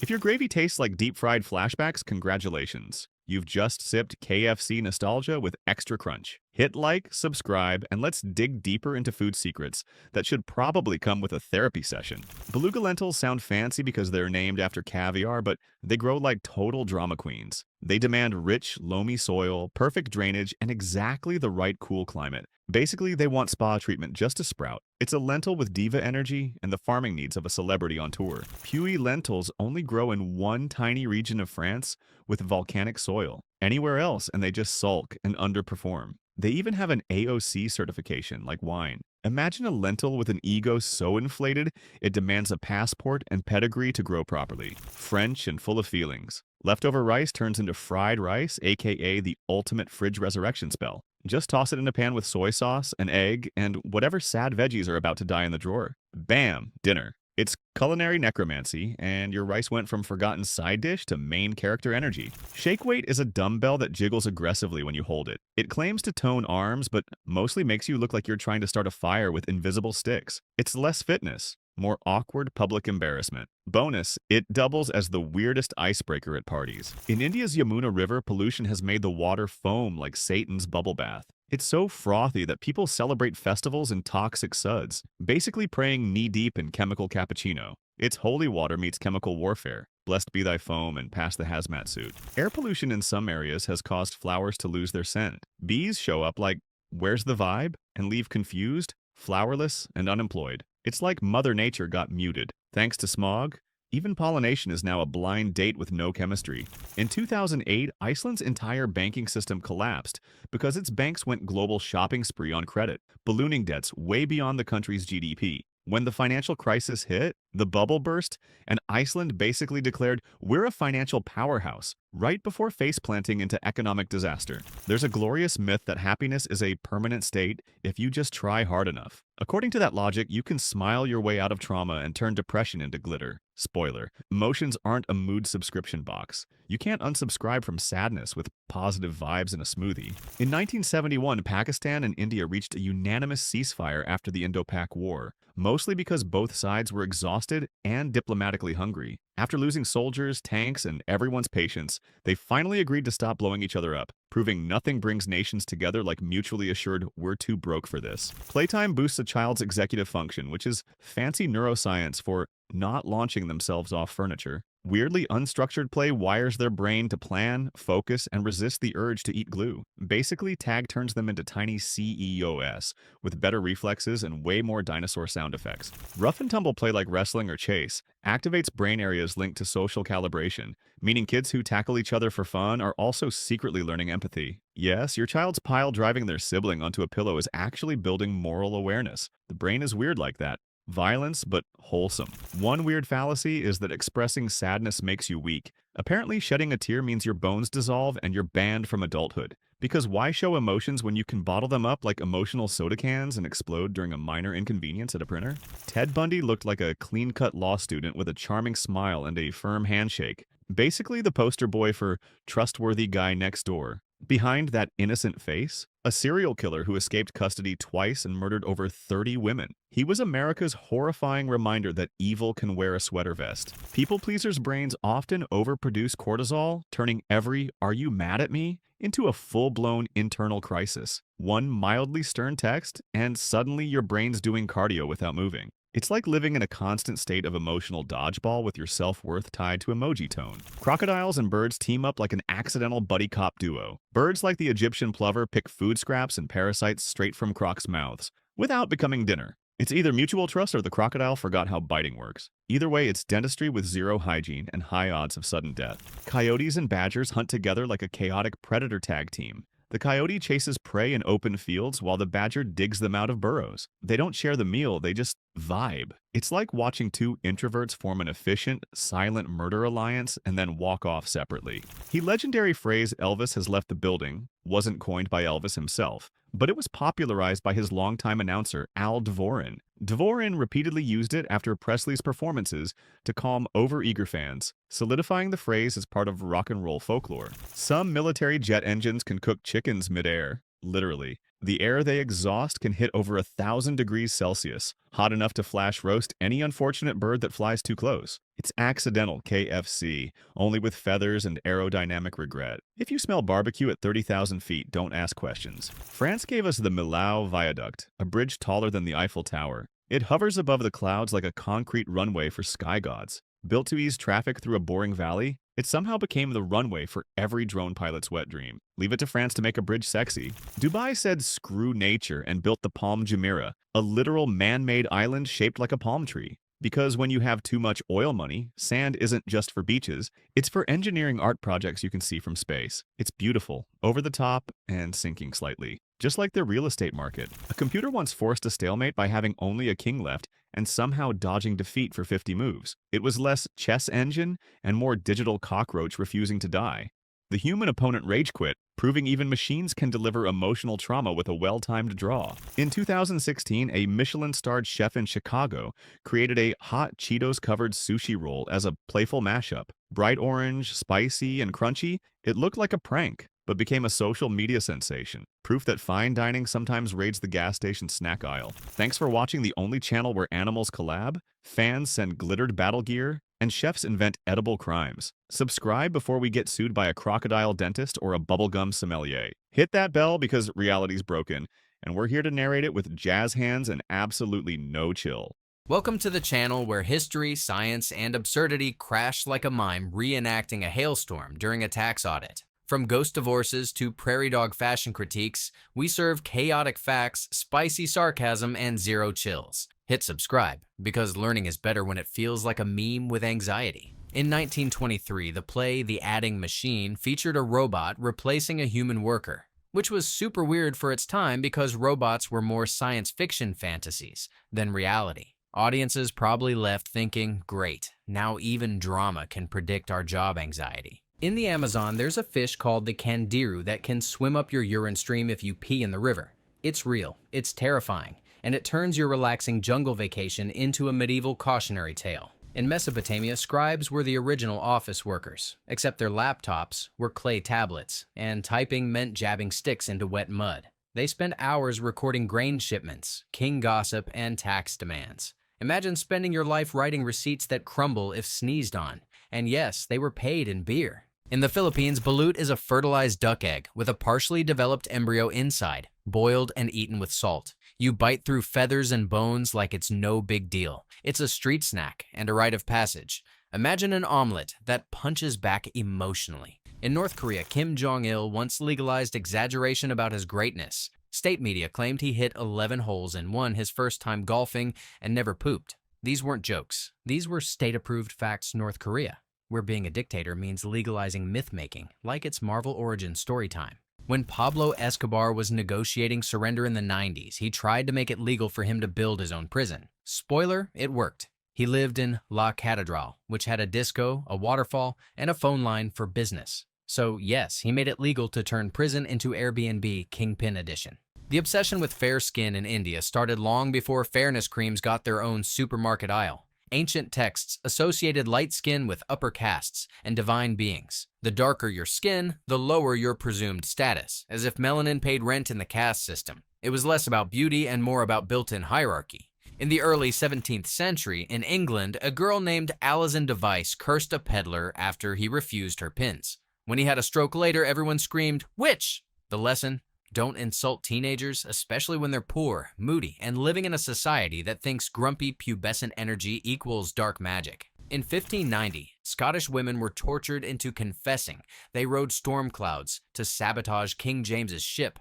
The weather was bad, so clearly it was women on invisible sky brooms controlling the thunder like it's an early Netflix original. Basically, Blame Witches was their version of a bad Yelp review. Jingle trucks are Pakistan's glitter-coated transformers that look like they crashed into a disco ball factory and came out fabulous. These trucks are overloaded with neon paint, metal chains, bells, tassels, and poetry, as if an 18-wheeler had a spiritual awakening and joined a circus. They jingle because of the dangling ornaments that make music with every bump. In ancient Rome, rich people dyed their togas with Tyrian purple, which came from thousands of crushed sea snails. Each snail had one drop of mucus, meaning one robe needed a mollusk massacre. Basically, your luxury status depended on how many ocean snot extractions you could afford. The British colonization cranked that obsession up to colonial cringe. Fair skin became the badge of power, wealth, and a literal ruling class.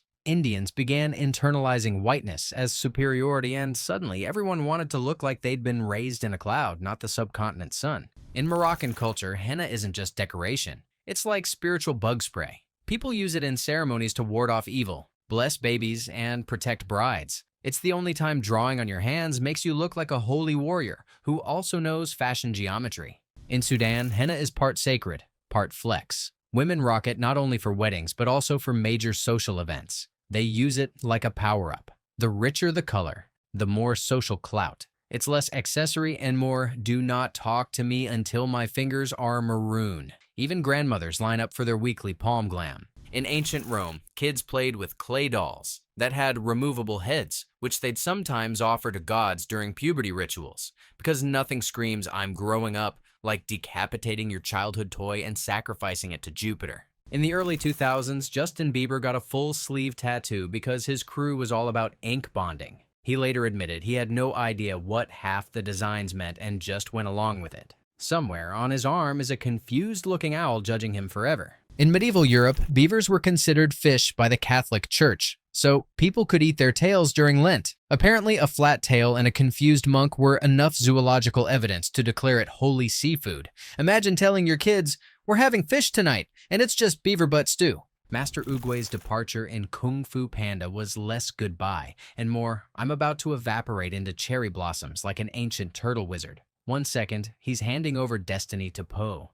The next, he's floating into the sky like Yoda crossed with a bonsai tree. No explanation, no warning, just peace out, turtle style. Fish rainstorms have occurred in places like Honduras, where tornado-like waterspouts scoop up fish from lakes and drop them onto towns. Imagine walking outside and getting slapped by a tilapia from the sky. Nature just occasionally decides to play a round of seafood surprise. Benign tumors can grow teeth, hair, and even eyeballs. Yes, eyeballs. These freaky growths, called teratomas, are like your body's way of saying, "What if we built a creepy doll inside your torso?" They're harmless in terms of spreading, but they win gold in horror show aesthetics. Have you ever heard of a building getting rebuilt after a fire even grander than before? That's what happened to the Temple of Artemis. After someone burned it down in 356 BCE, they rebuilt it using marble. They even put charcoal and fleece under the foundations to make it strong in marshy soil. During World War I, doctors faced a big challenge: keeping their tools clean in dusty, muddy battlefields. To stop sickness from getting worse, French medics used special portable machines that cleaned surgical tools with steam, heated by camp stoves. This smart idea really helped fewer soldiers get very sick. A cookie recipe so secret it was like a treasure. In the city of Toruń, Poland, they have a gingerbread tradition going back to the 1400s. Back then, special clubs guarded the recipes tightly. These delicious gingerbread treats were a big part of their town's identity and special events. What do you call a baby kangaroo? A joey. How about a baby goat? A kid. Well, if you see a small, fluffy puffin, you might wonder what its little one is called. It's super cute and easy to remember. A baby puffin is called a puffling. Think about how we write today with letters that make sounds. Thousands of years ago, writing was much harder, using tiny pictures. Then the Phoenicians came along and made things much simpler.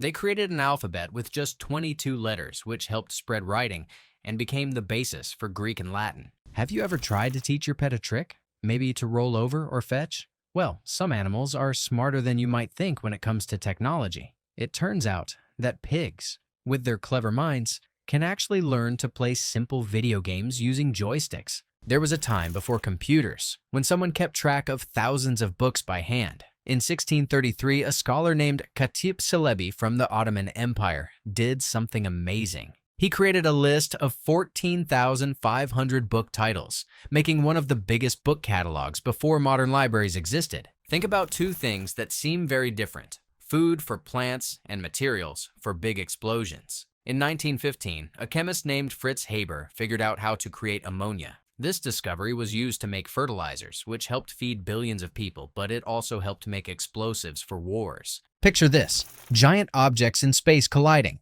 For a long time, scientists thought black holes and neutron stars could merge, but it was just a theory. Then, in 2019, scientists finally heard the sound of gravity from space. They detected gravitational waves from a black hole merging with a neutron star, proving this incredible event happens. A place where people from all over the world come together to share ideas and learn. In Baghdad, there was a special center called the House of Wisdom. Here, ancient writings from places like Greece, Persia, and India were turned into Arabic. This helped save and grow knowledge in math, astronomy, and even medicine. Before computers, map-making was basically the ultimate mix of art, guesswork, and squinting at weird landmarks. Cartographers had to eyeball coastlines, measure distances using chains or ropes, and basically play a giant game of connect the dots with rivers and mountains. Sometimes they made up entire islands just because they thought it looked cool. Maps often had sea monsters and dragons drawn in blank spaces, not for navigation, but to say, beware, nerds, this is unknown and spooky. These doodles were basically medieval trolling before memes existed. Accuracy? Close enough if your town's not underwater. Surveyors used tools like theodolites and compasses while getting sunburned or eaten by bugs, slowly stitching together giant parchment puzzles. The whole process could take years, making modern Jeeps look like magic from the future. And cartographers were the original hipster explorers who made wandering less deadly but more colorful. A British woman once married a 300-year-old pirate ghost named Jack. She claimed they had a spiritual connection and even consummated the marriage. She later divorced him for being too possessive. Yes, she ghosted a ghost because he had jealousy issues from beyond the grave. Many cacao workers in West Africa don't even know what chocolate tastes like. Imagine working in a field your whole life, harvesting the key to world happiness, only for someone to show you a Kit Kat, and you go, what sorcery is this? It's like mining diamonds but never seeing sparkle. Sometimes the force of gravity causes facial distortions so wild they look like rubber masks melting. Pilots' cheeks flap, eyes bulge, and lips stretch into expressions that look like they're being sucked into another dimension. It's the only profession where G-forces give you a free, unwilling facelift mid-shriek. Prairies are home to prairie dogs, who are basically furry gossip columns. They have different calls for predators like hawks, snakes, or humans wearing weird hats. If you're walking through and they chirp, just know they're talking trash about your outfit in rodent Morse code. Whooping cough sounds like a party trick, but it's basically your lungs hosting an annoying karaoke contest where the whoop is your voice desperately begging for mercy. It sounds funny until you realize you're hacking so hard you might launch a lung into orbit. Not as fun as it sounds. Horses can sleep standing up thanks to a locking mechanism in their legs, which sounds cool until you realize they look like statues glitching mid-nap. They only lie down for deep sleep occasionally, like they're too proud to admit they're tired. Basically, horses power nap like emotionally unavailable gym bros. At the height of World War II, some Soviet soldiers, terrified of being captured, buried their own weapons and faked being civilians when German troops approached. Basically, they hit reverse cosplay mode. Ditch the gun, act confused, and pray you looked clueless enough to avoid a bullet. In World War I, some soldiers developed shell shock, so severe they couldn't walk or talk. Not by choice, but as a fear-induced neurological shutdown. Their brains went, nope, and just powered down like a lagging PC during a horror game boss fight. Chrisley Knows Best featured a Southern dad with zero financial literacy giving lifestyle advice while hiding bankruptcy. He was like a motivational speaker at a pyramid scheme convention, except with more Botox and fewer morals. His life was a tax audit in slow motion with family dinners in between. The Svalbard Global Seed Vault in Norway is an Arctic doomsday bunker storing seeds from every crop imaginable in case the world goes full apocalypse. It's basically the planet's pantry, chilling underground, with enough lettuce DNA to reboot civilization if broccoli ever goes extinct. The Japanese have a history of using camellia oil for cooking and hair care, which is basically like frying your tempura with flour power. It's light, fragrant, and makes you wonder if you're eating dinner or smelling a fancy spa treatment. There's a 17th century Japanese play called The Courtesan's Revenge, where the main character is a ghost who haunts the stage by floating in midair, kind of like an early horror special effect without CGI. Imagine the drama, but with invisible strings and probably a lot of ropes backstage. Newborn giraffes hit the ground, literally, because their moms give birth standing up. Despite this dramatic entrance, their brains immediately start mapping their surroundings. It's like falling out of the sky into a puzzle room, and within hours they're sprinting around like wobbly-legged detectives. Many victims of Hiroshima's atomic bomb suffered black rain, radioactive fallout, mixed with actual rain that burned skin and stained clothes. Imagine getting caught in a toxic rainstorm that's part apocalypse, part bad weather. No umbrella could save you from that nightmare. There's The Goat, or Who is Sylvia, by Edward Albee, which is basically a bizarre love story between a man and a goat. It's weird, uncomfortable, and weirdly poetic. A reminder that sometimes theater likes to throw you off the cliff just to watch you fall. In ancient China, there were officials whose full-time job was recording dreams of the emperor. His Majesty dreamt of dragons again? Excellent. Mark that down. These folks basically got government wages to interpret royal nap time. Today, they'd be called sleep influencers with bureaucratic flair. In 2017, a designer made a bracelet that's literally just a miniature handbag cuffed to your wrist. It holds nothing, like not even a Tic Tac. But for $800, you too can wear a useless purse for ants that screams, "I have money and no spatial awareness." In 17th century France, doctors used dried, ground-up viper flesh to treat everything, from indigestion to heartbreak. Nothing says romantic recovery like swallowing a powdered snake. Some even claimed it boosted strength because who wouldn't trust their immune system to a spicy reptile smoothie? During the Vietnam War, America insisted it was fighting for the South Vietnamese people's freedom by dropping approximately 400,000 tons of napalm and killing up to 2 million civilians. Villages were torched, families obliterated, and freedom arrived in the form of PTSD and Agent Orange-soaked rice patties. In 2011, NATO's Freedom Mission in Libya aimed to stop Gaddafi's tyranny. Instead, it sparked a civil war, got Gaddafi killed in a sewer, and left the country overrun by warlords and open-air slave markets. They got freedom from dictatorship by replacing it with pure chaos and Kalashnikov diplomacy. Jet lag can interfere with digestion so badly that the gut's bacteria start releasing gases and enzymes at the wrong times. This leads to bloating, nausea, or sudden bathroom emergencies mid-meeting. The body's gastrointestinal clock runs hours behind, leaving you with a stomach that's partying in Bangkok while you're working in Boston. Ever heard of something being so cold that electricity flows without any resistance? That's superconductivity. In 1911, a scientist named Heike Kamerlingh Onnes discovered this amazing property in mercury when it was super chilly, almost at absolute zero. This discovery is why we have modern MRI machines that help doctors see inside our bodies. Noise pollution from traffic can spike cortisol levels and cause insomnia, even if you're not consciously aware of the sound. People living near airports or highways have developed something called highway brain, where they forget things, misplace objects, and rage at microwaves for no reason, all thanks to 3 a.m. truck rumbles. Water pollution has caused people to literally itch after doing laundry or showering. In some areas, detergent mixed with metal-heavy tap water creates a chemical soup that turns bath time into a dermatological roulette. 1 minute you're clean, next minute you're scratching like a flea-ridden gremlin in public. In 2007, Britney Spears shaved her head after being hounded by paparazzi and surrounded by enablers. The act became an iconic meltdown, but later she said she just wanted to feel in control. Instead, everyone made memes while she spiraled.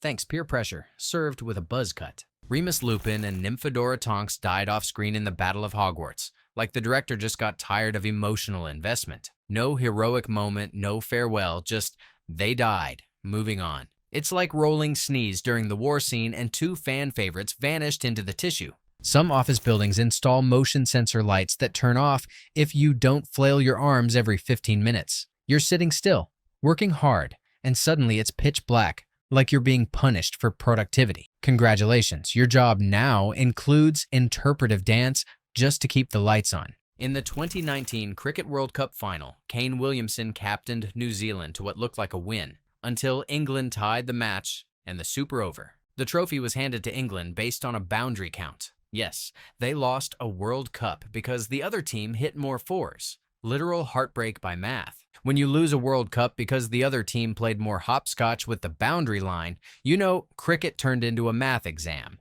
Hit like, subscribe, and count your boundaries. In ancient China, fire pistons were used. Tiny tubes where rapid air compression would ignite a bit of tinder. Yes, they basically invented a pocket-sized diesel engine to make a campfire. Nothing screams overkill like using physics class to roast your dinner. In the Netherlands, an underground network hid children in attics, barns, and random basements. Sometimes they were sent to live as distant cousins with Christian families. One boy spent 2 years inside a piano crate because the Nazis were that close. Hide and seek, but the prize was horrifying. Many children were smuggled using forged baptism certificates and fake identities.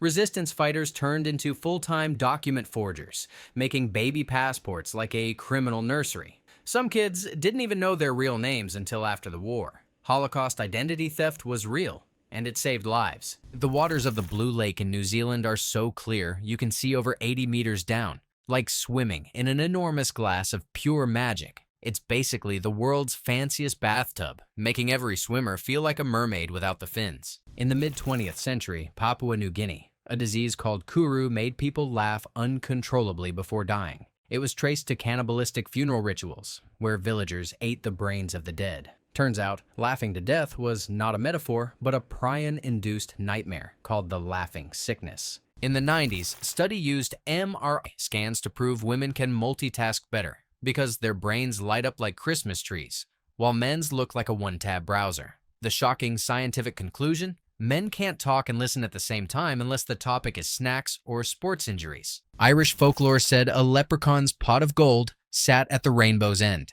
Joke's on us though, rainbows have no ends. So the leprechaun's basically running a lifelong prank, scamming generations into chasing glittery lies. People also think you must have a genius-level IQ to get rich. But half the billionaires out there started with mediocre grades and excellent audacity. It's not brains. It's knowing when to invest, when to bail, and how not to spend all your profit on NFTs of raccoons. In the vast Australian outback, some Aboriginal groups had little idea about European wars for centuries, focusing on their own survival and stories. The word war for them meant tribal disputes, not globe-spanning chaos, until colonization threw them into modern history's madness. Papua New Guinea's highland tribes lived in near-total isolation with their own local conflicts, but no concept of massive warfare. They basically skipped the Global War Netflix series until the outside world forcibly dropped the DVD into their lap. In 2019, scientists discovered a lost city in the Honduran jungle using lasers from planes,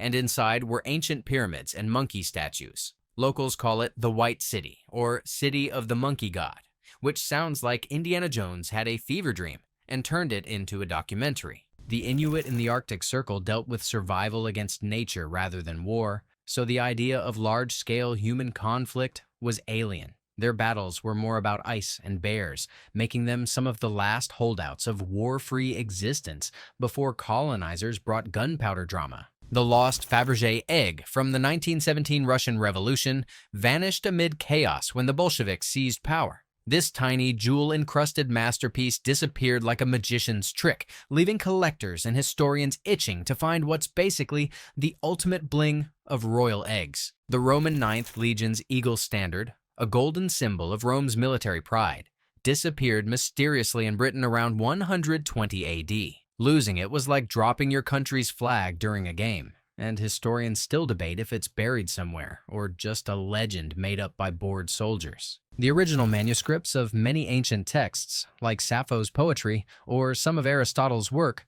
were lost over centuries due to fires, wars, and careless librarians. Scholars keep hunting fragments, like literary archaeologists, hoping to piece together ancient brains that vanished into dusty oblivion. Senator Al Franken, a former SNL comedian, went from jokes about aliens to questioning defense budgets with a straight face. Watching a man who once wore a diaper on national television ask about nuclear strategy is peak "how did we get here" energy. Some avant-garde designers created gold-plated handcuffs that double as nail extenders. You basically wear a mini torture rack on your fingers and can't scratch your nose without risking a self-inflicted lobotomy. Congratulations, you've turned your hand into a medieval weapon with zero grip function. Hot dogs, horseshoes, and hand grenades is a sandbox shooting game that lets you mess around with food, explosives, and physics. Ever wanted to shoot a sausage out of a cannon at an exploding rubber duck? This game said, reality is for cowards. In 1941, Hitler broke the Nazi-Soviet pact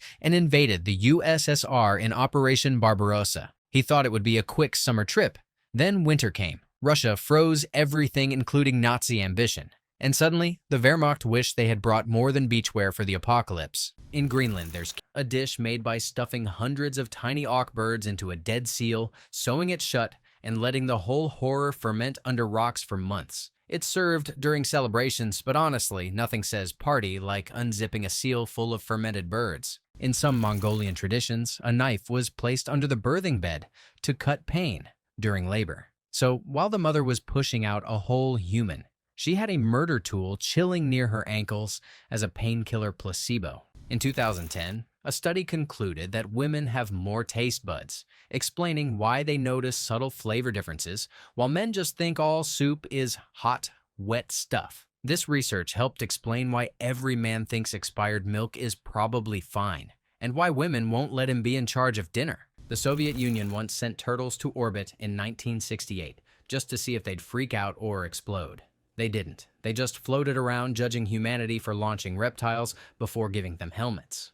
Congratulations, Earth. Your space program began with airborne Ninja Turtle auditions. In the 60s, NASA tried launching a satellite full of copper needles into orbit to improve radio communication. They called it Project West. The result? Space litter. Aliens probably saw it and assumed Earth was shedding metallic dandruff, like a nervous cyborg going bald. During the 2021 World Test Championship final, New Zealand finally tasted victory over India, and everyone thought the curse was lifted. But then came the T20 World Cup final, where New Zealand lost again, this time to Australia, the cricketing equivalent of a school bully who always ruins recess. In 1930s Germany, Nazis claimed Jews were infecting the purity of the Aryan race like they were bacteria in a Petri dish. Hitler basically turned eugenics into a paranoid science fiction plot where genocide was just population control with a racist flair. Saving Germany meant mass murder by bureaucracy. During the Rwandan genocide in 1994,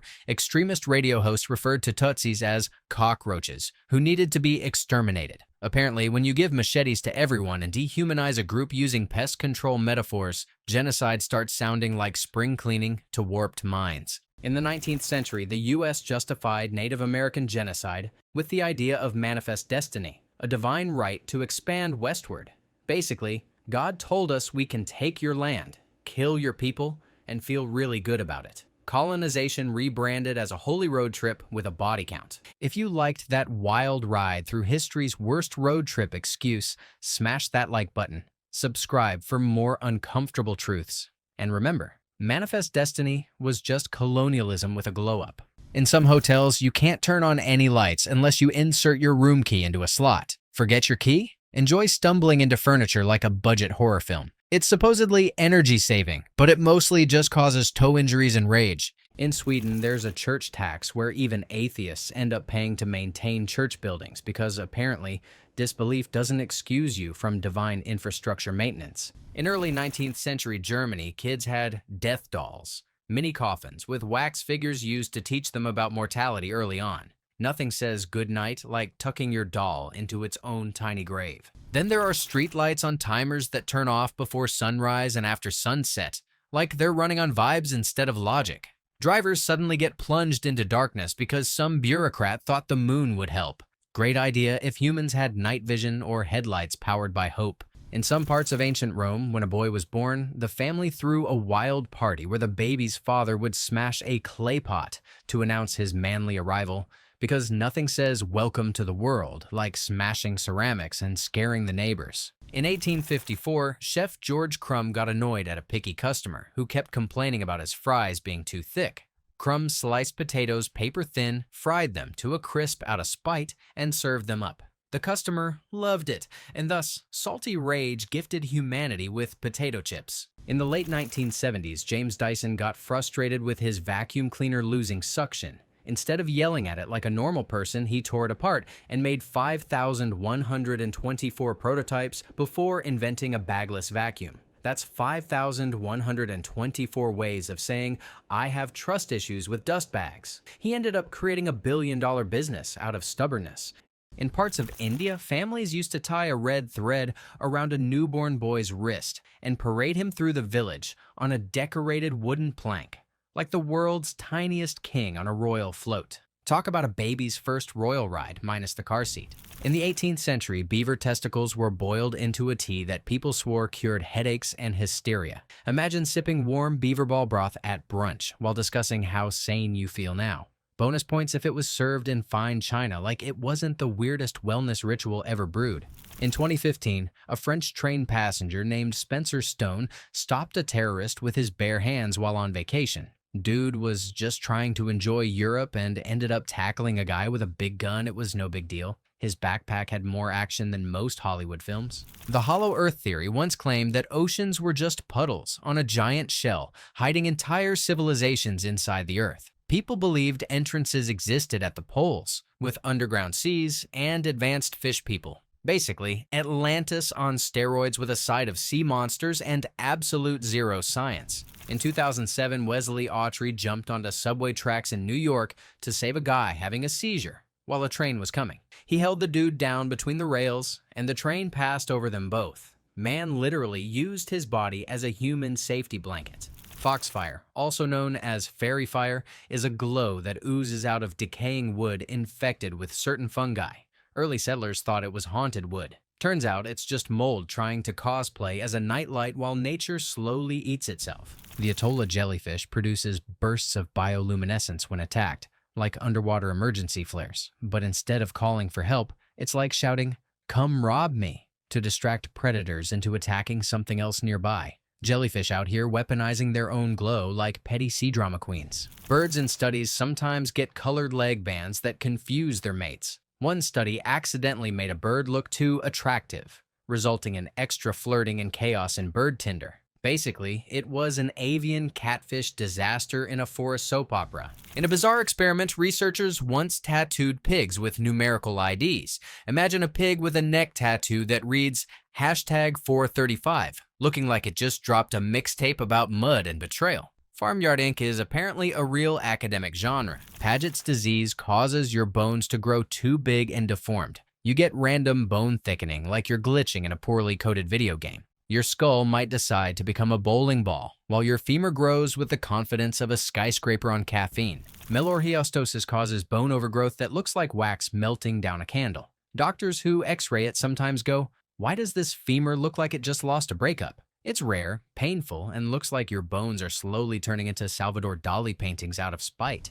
Jet lag affects hormone production like melatonin and cortisol, sometimes causing unusual skin breakouts, hair thinning, or sudden food cravings. It's not psychological. It's your hormones throwing a chemical tantrum because your pineal gland thinks it's midnight in the ocean while you're at lunch in Rome. In rugby, if you get tackled, you're not allowed to just lie there hugging the ball like it's your childhood trauma. Nope, you have to release it immediately, or the ref blows the whistle like you just committed a crime against sportsmanship. Apparently, possession isn't 9/10 of the law here. There's a rule where players must enter a ruck through the gate, which isn't an actual gate but an imaginary one. Miss it by an inch and you're penalized like you crashed the wrong party. It's like playing tag, but with invisible rules that only refs can see. In 2001, Kerala, India, saw red rain that stained clothes and buildings like cranberry juice gone rogue. Scientists say it was airborne spores, but conspiracy nuts screamed alien cells because, of course, when something falls from the sky and it's weird, aliens always get blamed first. In Japan, there's a national holiday called Respect for the Aged Day, where the elderly are celebrated like ancient Pokemon. It's all love and reverence until you realize some towns literally deliver rice cakes to everyone over 100. It's the only time in life that being old gets you free carbs. In medieval European households, peasants divided chores based on survival needs. Men tilled land, chopped wood, and died early, while women milked cows, baked bread, scrubbed floors, made clothing, gave birth in hay, and then probably went back to milking cows. The family dog was likely the only one not doing chores. In South Korea, there's Black Day, celebrated on April 14th.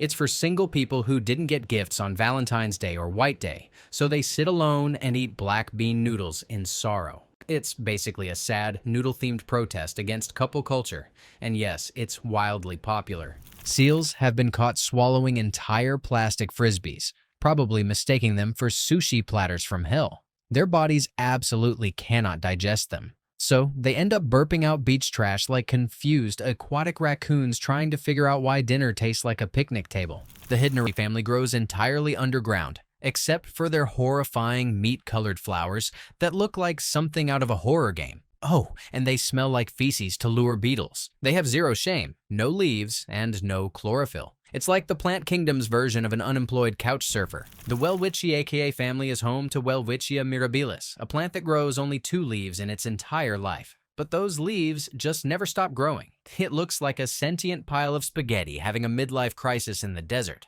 Botanists love it. Everyone else thinks it's a cursed shrub. In 2009, Silvio Berlusconi passed a law in Italy that gave him immunity from prosecution while in office. Basically, he made being himself a get-out-of-jail-free card. Imagine being so corrupt that instead of avoiding crime, you just rewrite the rules so being shady is a perk of your job title. If you think Uno has wild rules, wait till politicians start playing with the legal system like it's Monopoly. Hit that like, subscribe for more legal circus acts, and pass go dramatically. Ethical hackers can rake in 6 figures just to break into systems legally. They're paid to act like villains with permission slips. Imagine robbing a bank, then getting applauded for finding the weakest vault. It's like being Batman but in a hoodie, and with PowerPoint presentations instead of Batarang. Golf ball divers earn around $100,000 annually to fish out soggy golf balls from pond sludge and alligator-infested waters. Basically, it's professional dumpster diving in a fancy country club. It's the only job where you can wear scuba gear and still get attacked by a goose mid-rescue mission. In 2003, a team in Flores, Indonesia found skeletons of Homo floresiensis, tiny ancient humans dubbed hobbits that stood just over 3 feet tall. Archaeologists expected bones, not Middle-earth extras. Apparently, evolution had a side quest for compact, cave-dwelling mystery humans that no one ordered but everyone now fears. In Cambodia, there's tire soup. Okay, not real tires, but it looks and chews like one. It's actually a black fermented fish paste soup called prahok, and it smells like old gym socks pickled in sadness. Locals love it. Outsiders gag like they're being hazed by a Michelin star chef. In ancient Egypt, the concept of Ma'at versus Isfet mirrored yin and yang perfectly. Ma'at represented cosmic balance, truth, and order, while Isfet was chaos, lies, and disorder. Egyptians believed the universe was one tantrum away from collapsing if Ma'at didn't stay on top like the chill twin babysitting the chaos sibling. In Norse mythology, the balance of fire from Muspelheim and ice from Niflheim created the world. Not quite a friendly yin and yang duo, more like opposites violently colliding to accidentally make life. Imagine your freezer and oven making a baby and suddenly you've got elves and giants running around. In the 19th century, mummies were ground up into a brownish pigment called mummy brown, used in painting. Yes, they dug up Egyptian corpses, powdered them, and painted sunsets with them.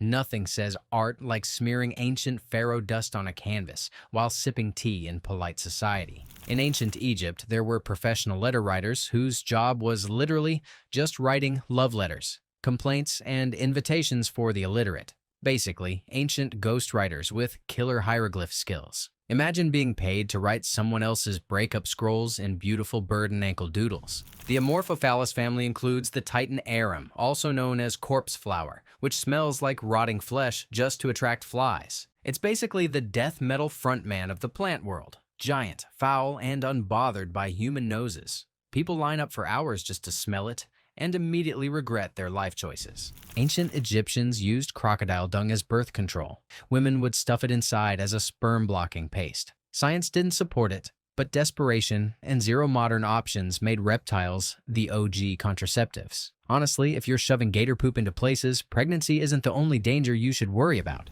In 1916, British troops at the Battle of the Somme launched a massive assault after days of shelling German lines, thinking they'd wipe them out.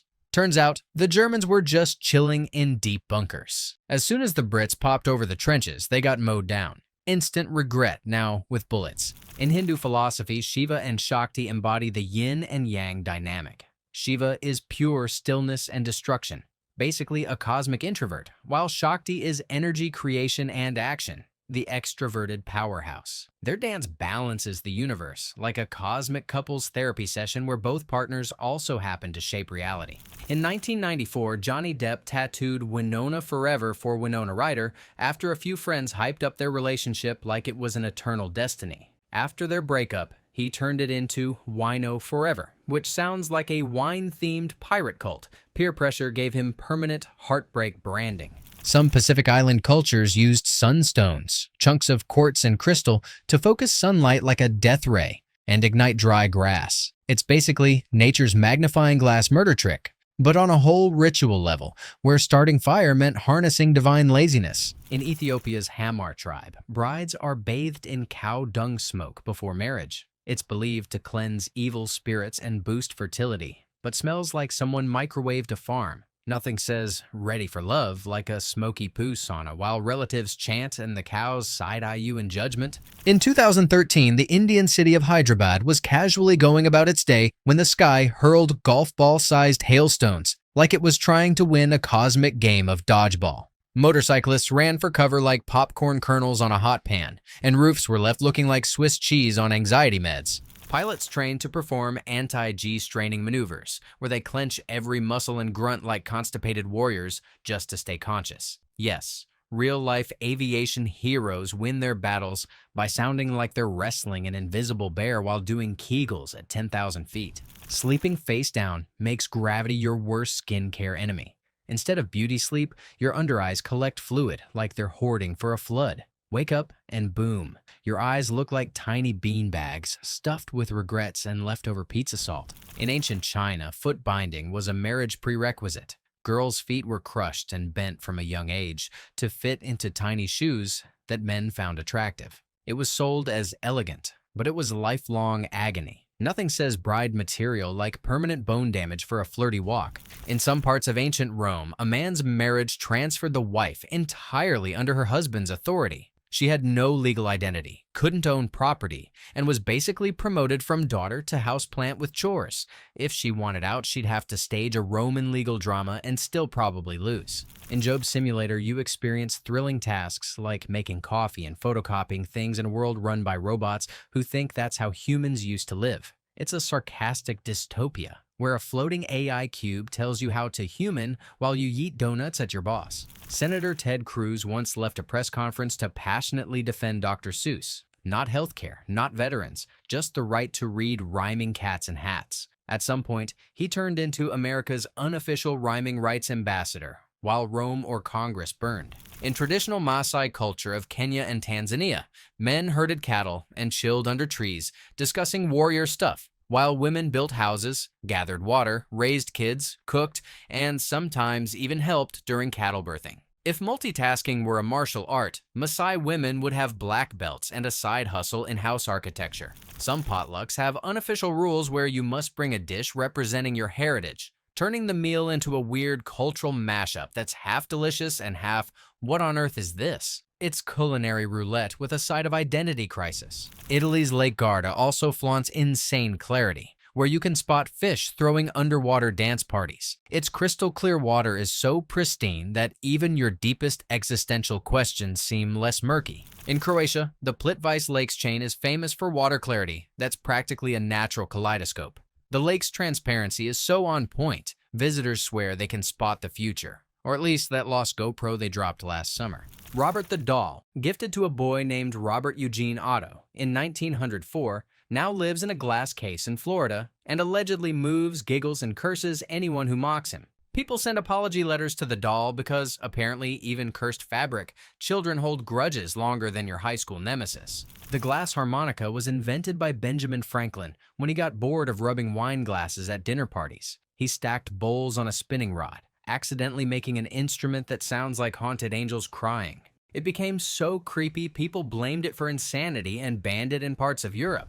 The steel pan drum came from 1930 Trinidad, born from literal trash, like oil barrels hammered by angry geniuses. British colonialists banned drums, so locals beat on junk until it started singing. Accident or rebellion? Either way, we now have music from what looks like a post-apocalyptic kitchen pot. The Merry Wives of Windsor has Falstaff trying to woo two married women simultaneously, and they team up to prank him mercilessly. The whole thing feels like a medieval sitcom episode where grown adults act like school kids with zero subtlety, proving Shakespeare had a thing for awkward social disasters. If you love watching Elizabethan clowns get roasted by sassy housewives with too much free time, hit like, subscribe, and ring that bell for more chaotic Shakespearean soap opera breakdowns. Macbeth has witches predicting future kings like a weird fortune cookie gone rogue, and everyone suddenly acts like murder is the best career move. The logic bends so hard, it's like Shakespeare dared the audience to keep up with supernatural chaos and family betrayal all at once.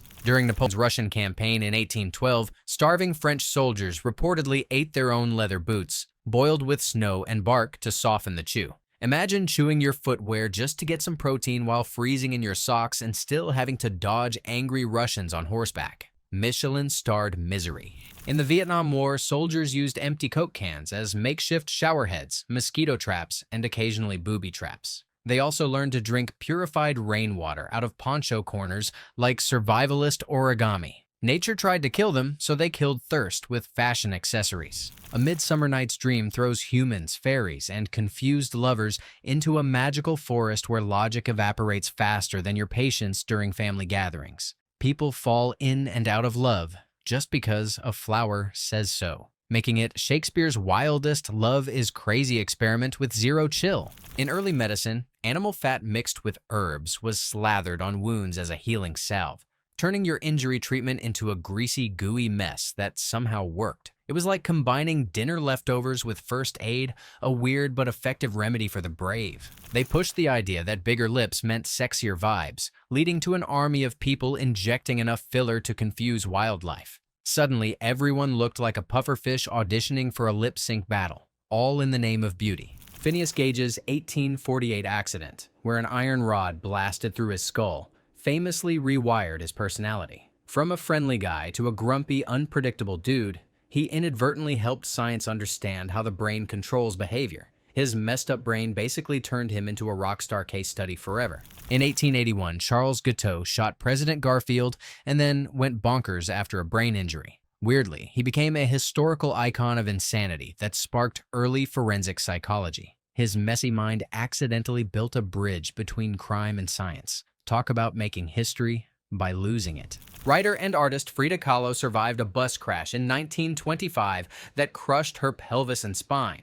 The pain and trauma twisted her creativity into legendary art. Without that brutal injury, her fiery, surreal paintings might never have existed.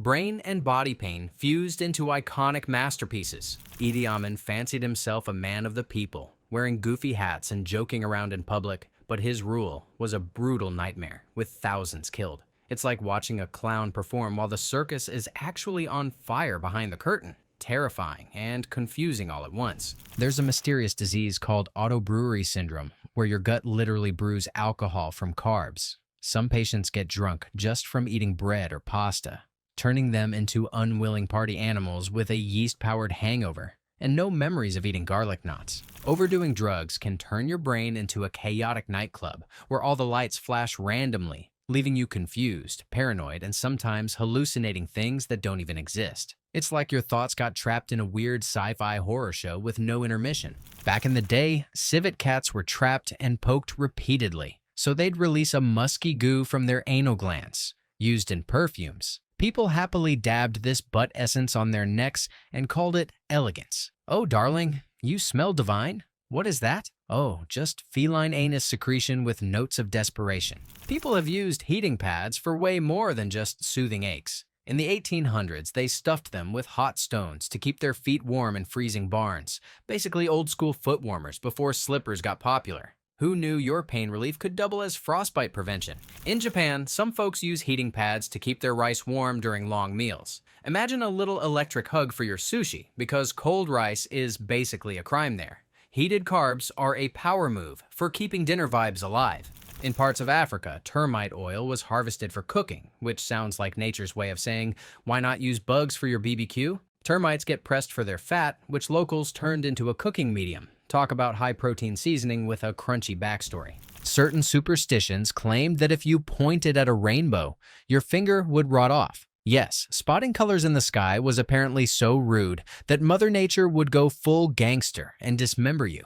Colorful vengeance much. Some drugs can wreck your organs like a demolition crew gone wild. Your liver, heart, and kidneys might throw in the towel because they weren't built to handle non-stop chemical abuse. It's basically turning your body into a do not disturb sign that nobody listens to. Some ancient animist beliefs claimed forests are actual living gods, not just homes for spirits. The whole forest was the deity. You didn't just pray to a tree. You apologized to it if you snapped a twig, accidentally break a branch, and boom.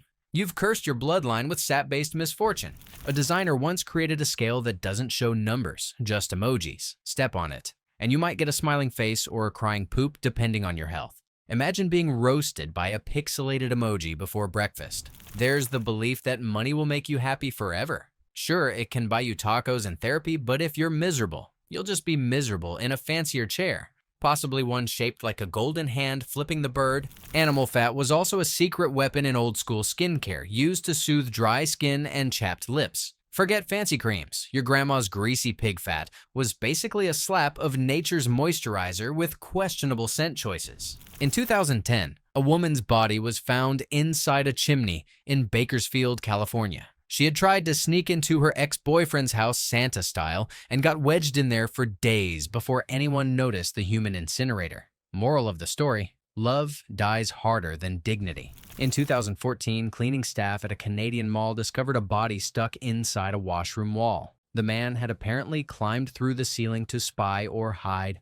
fallen into the wall gap, and couldn't escape. He became drywall decor for weeks until the smell became the building's most aggressive marketing strategy. The obsession with ultra-thin eyebrows was basically a corporate plot to sell endless tweezers and pencils. People plucked their brows to oblivion, ending up with a permanent expression of surprise and panic. Perfect for promoting anxiety-themed makeup tutorials. In India, the minimum wage can be as low as $2 a day in some states, depending on the job. That's less than a cup of coffee in New York, meaning you could be breaking rocks all day and still not afford a Starbucks napkin. Blood rainstorms occasionally freak people out when red-colored dust, usually from deserts like the Sahara, mixes with rain.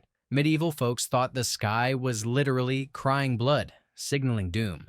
Turns out it's just airborne dirt with dramatic flair. Basically, the weather cosplaying a horror movie. Another unhinged theory says draining the oceans will reveal advanced alien cities buried under layers of crusty sea muck. Apparently, aliens didn't leave Earth. They're just chilling under all that water, avoiding taxes and watching us panic about rising sea levels. Some theorists claim draining the oceans will uncover ancient megamachines built by civilizations before the last ice age. These mythical contraptions are allegedly responsible for Earth's weather, so apparently Poseidon was just a tech bro with a water-powered climate remote. In Australia, the minimum wage is over $20 an hour, which sounds great, until you realize everything costs the GDP of a small island. You'll make bank, then spend it all on a burger that looks suspiciously judgmental. Samurai practiced by sitting under freezing waterfalls for hours to discipline the spirit. Basically, it was spiritual waterboarding with bonus goosebumps. If you shivered, you were weak. If you passed out, you were one with nature. The bombardier beetle literally shoots glowing hot chemicals out of its butt like it's the Elon Musk of bugs. This chemical reaction reaches boiling point in milliseconds and is used to blast predators with spicy, luminous butt sauce. Nature's got jokes and flamethrowers. In Venezuela, hyperinflation has made the minimum wage around $3 a month. You could probably afford one sock, not a pair. Just one lonely sock to remind you how capitalism can sometimes sprint off a cliff. There's also a practice where samurai would try to draw their swords and cut in under a second. So you'd get guys whipping out swords like angry magicians trying to murder time itself. Miss it by half a second? Guess you're sliced sushi in a real duel. In parts of India, families would tie colorful threads around a newborn girl's wrist, similar to boys, but with added bells or charms to ward off evil spirits. These baby accessories doubled as early warning systems. If the baby was fussy, the jingling was blamed on evil, not hunger or discomfort. Classic. Irina Sendler, a Polish social worker, smuggled around 2,500 Jewish children out of the Warsaw Ghetto using wheelbarrows, toolboxes, and even coffins. Sometimes she'd sedate babies and sneak them out in suitcases. Nazis were fooled daily while she practically ran an underground daycare disguised as a wartime magic act. Children were often taught fake Catholic prayers so well that they could fool SS officers during interrogations. One wrong word, and it was game over. Imagine 5-year-olds mastering undercover identities, while most adults can't even lie well on job applications. Childhood trauma with a side of espionage training. The Ottoman Empire in 1915 claimed Armenians were a threat to national security during World War I, so deporting and massacring 1.5 million of them was just a wartime necessity. Turns out, you can slap the word rebellion on genocide, and suddenly mass murder sounds like strategy. In 2013, a protester in France claimed that legalizing same-sex marriage would lead to people marrying dolphins. Yes, actual dolphins. The argument was made in public, with straight-faced seriousness, as if the legal paperwork for interspecies aquatic romance was already at the printer. In 2016, a Norwegian woman named Nano declared she was a cat. She claimed to hiss at dogs, could see in the dark, and preferred crawling over walking. She said she was born in the wrong species and occasionally wore a tail. The real plot twist? She still paid taxes like a human. In Japan, a man married a hologram of a fictional pop star named Hatsune Miku in 2018. He legally tied the knot with an anime character in a ceremony attended by friends and a $17,000 price tag. The only thing missing was the bride being, real. Some cacao workers use literal sticks and stones to break the pods open because they aren't given proper tools. Meanwhile, the chocolate industry rakes in billions annually. It's like sending medieval peasants to harvest gold while wearing flip-flops and then charging them to look at it. In Salem, 1692, a woman named Sarah Good was accused of witchcraft because she muttered under her breath. Apparently, not saying "have a nice day" loud enough meant you were summoning Beelzebub. She was poor, cranky, and talked to herself. Basically every tired retail worker today, but in Puritan drag. The Japanese sent a space probe named Icaros in 2010, not to find new planets, but to test a solar sail, basically a big kite for outer space. It was more about intergalactic windsurfing than science. Somewhere, Poseidon cried tears of joy watching humans try to yacht through a vacuum. A British man named Tiamat Legion Medusa underwent extreme body modifications to identify as a dragon. He had his ears removed, tongue split, and scales tattooed on his face. Somewhere between Game of Thrones and dermatology gone rogue, he decided being a fireless lizard was the ultimate life upgrade. In 2013, a study found men are more likely to take dumb risks when they think women are watching, like jumping off roofs or wrestling crocodiles. Scientists basically confirmed what YouTube already knew. Testosterone turns brains into stunt doubles if a pretty girl walks by. Darwin Awards were practically part of the experiment. Some conspiracy lovers think the Bermuda Triangle is a massive underwater alien base that sips ships and planes like soda. They claim ocean water hides cloaking tech and gravity warps, because apparently aliens love salty water and stealing boats for intergalactic garage sales.